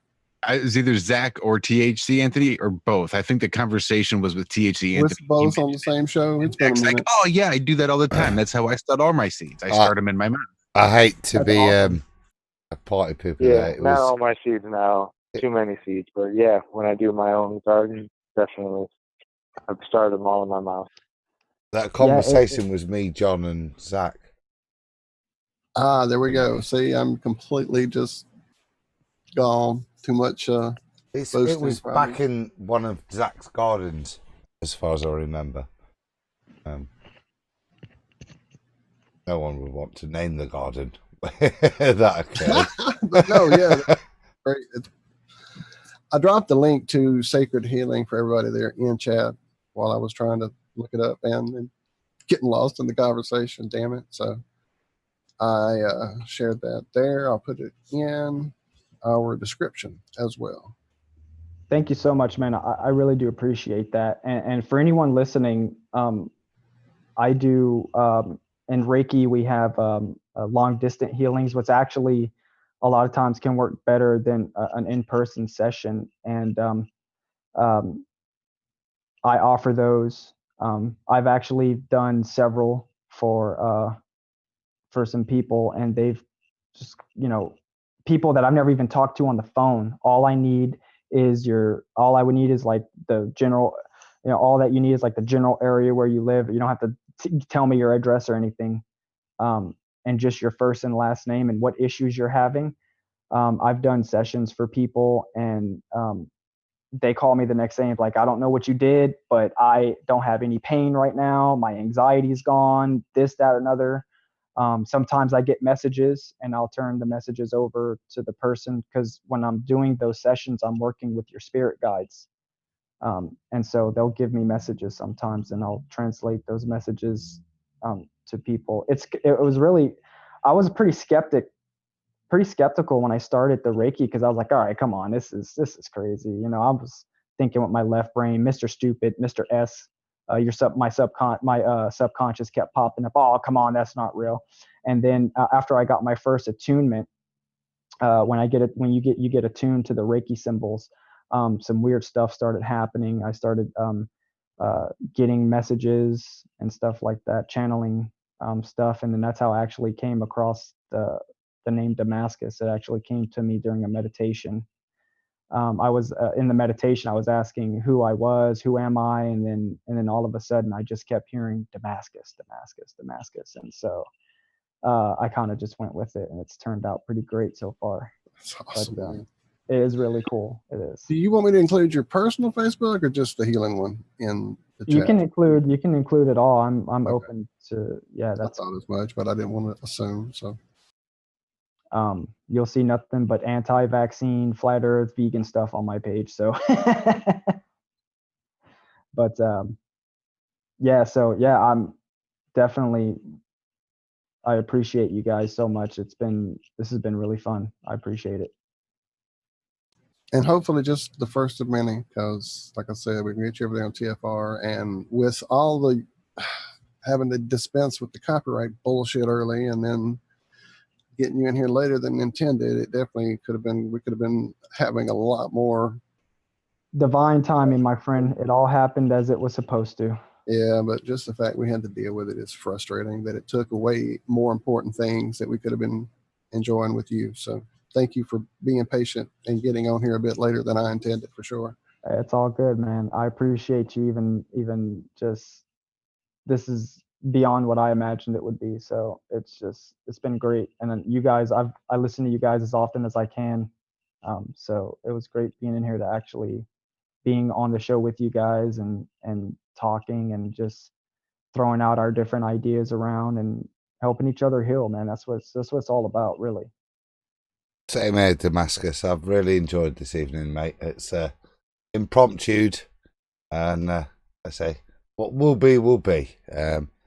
Absolutely. I look forward to catching up with you. Maybe not in the after show. I'm off to bed in a minute, but maybe another time. Walt, you'll have to sort it out, because really interesting chat tonight, mate, and it'd be good to elaborate a little bit on some of the topics we've covered. Yeah, and a big thing is I'm starting to see a bigger spiritual move into the flat earth scene, and I think that's where it's heading, because on, in I like to call it the heliocentric model, where it's not, there's no spiritualness there. It's all death and gloom, and you can be hit by this at any minute, and whatever, if the earth stops spinning, whatever, it's all fear tactic, fear porn. And whenever you get to the fact that we live on a flat stationary plane, there's more of a spiritualness to that. And we're really starting to see that in the flat earth movement, a lot more spiritual aspects to it. So it's really great being a part of this and getting to connect with amazing people like you guys and everyone listening to the show right now. And I am so appreciate everyone, and thank you all. And I am glad you all exist, and we're all worthy. We are. Don't let anyone else tell you otherwise, because it's a lie. Yeah, they're going to get a kick out of you over on TFR Damascus. This is going to be awesome. Thank you for that, too. That was awesome, man. Yeah, I can't wait. Good stuff, brother. Yep, that was awesome. Well, I suppose we might as well round it out.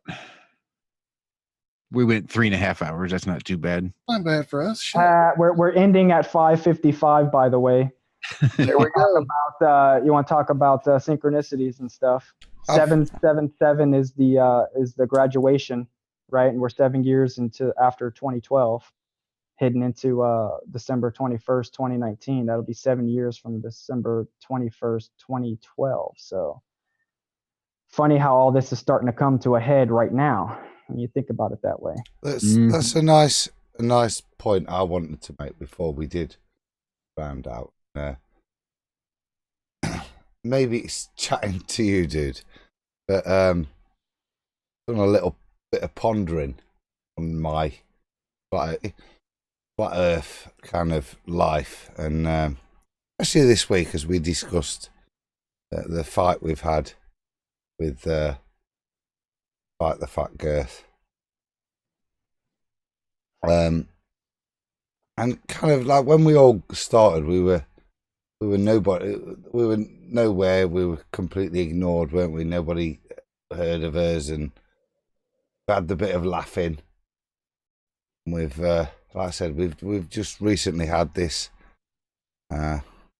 attack on us, and kind of the more philosophical chat tonight made me just think of something as we went through that, and I want to quote a little bit from a gentleman called Gandhi. So, first they ignore you, then they laugh at you, then they fight you, then you win.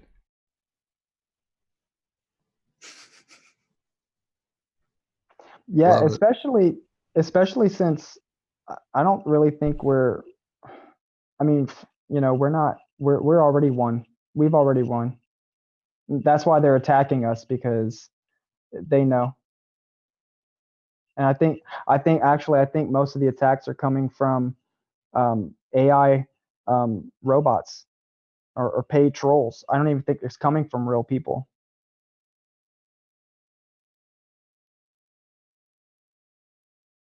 There is a strong case to be made. Just looking at the space lettuce that we pull out, it's getting obvious that a lot of these stories are just getting written by AI bots, put up on websites designed by AI bots. And they're just in the process of learning. We're just teaching them how to do it better.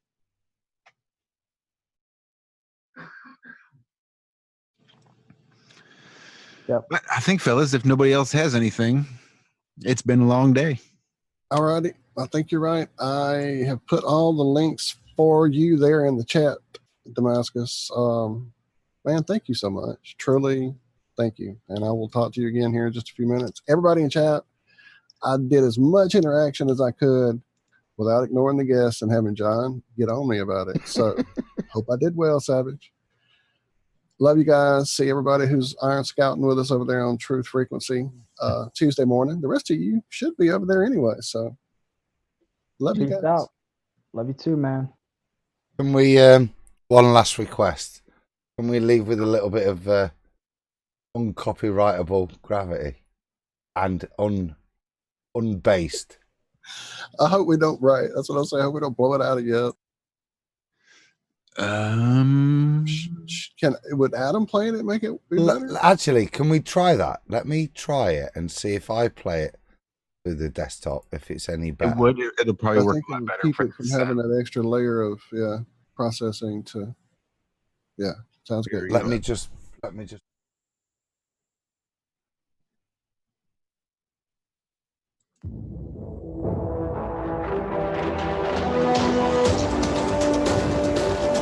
Hell is that? What is that thing? What cartoon are you watching? I don't know. Weird wound stuff. Some cartoon. I don't know. It looks like. See, I've been busy too. I've been playing. Somebody on Twitter this week asked, at what altitude do things become CGI? I hate doing that without giving credit. I'm going to go find it. I just laughed and laughed. Well, it's playing endlessly, whatever it is. Yeah, I know. I'm stopping it. It's only 12 seconds long. I love you. See you later. I love you, Zach. You have a great weekend. Rest up. Heal up. Thank you guys again. Yeah. Okay. I look forward to our conversations. I think we're going to get crazy over there in the morning. Hey, let's do it, man. I'm ready. Yeah, it's going to be fun. Hey, come on. Let's go. Come on, Hank. Oh, sorry, guys. Nope. Sorry. No, if we want to get some Hank love, I mean, we need it. Well, I reckon I'm about ready, Josh. That'll do. I'll take it. That's close enough. Close enough for government work. Well, hear that, YouTube? Sorry, what was that?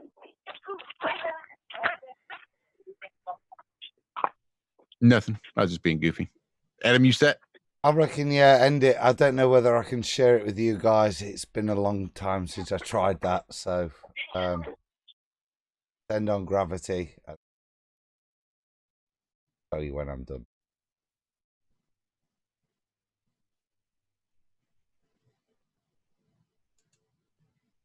I'm going to start now.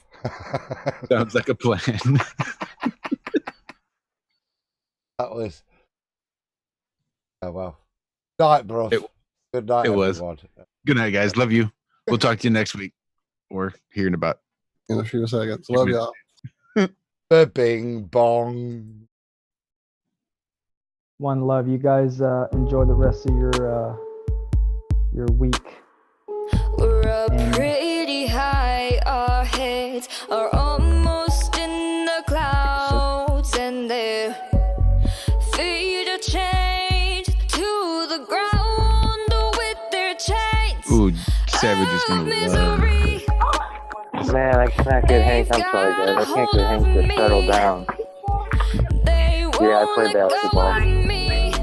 No, Hank's going crazy playing with the other dog, and he's got a hurt paw. I'm trying to get him settled down. I'm gonna have to put him in the pen. I love you guys. But something's pulling us high. Got the potential to fly. Don't let them be what holds you back from this one incredible chance. They're lucky to have had a glance at you. While you defy gravity, they can be cruel and mean and a huge pain. Our heads are in the clouds now. Don't let them make it rain. A smile can be the sign they're missing out on their rainy day.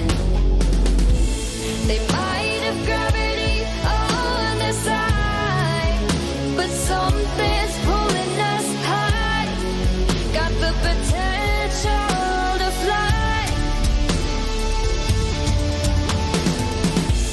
Don't let them be what holds you back from this one incredible chance. They're lucky to have had a glance at you while you defy gravity. You defy gravity.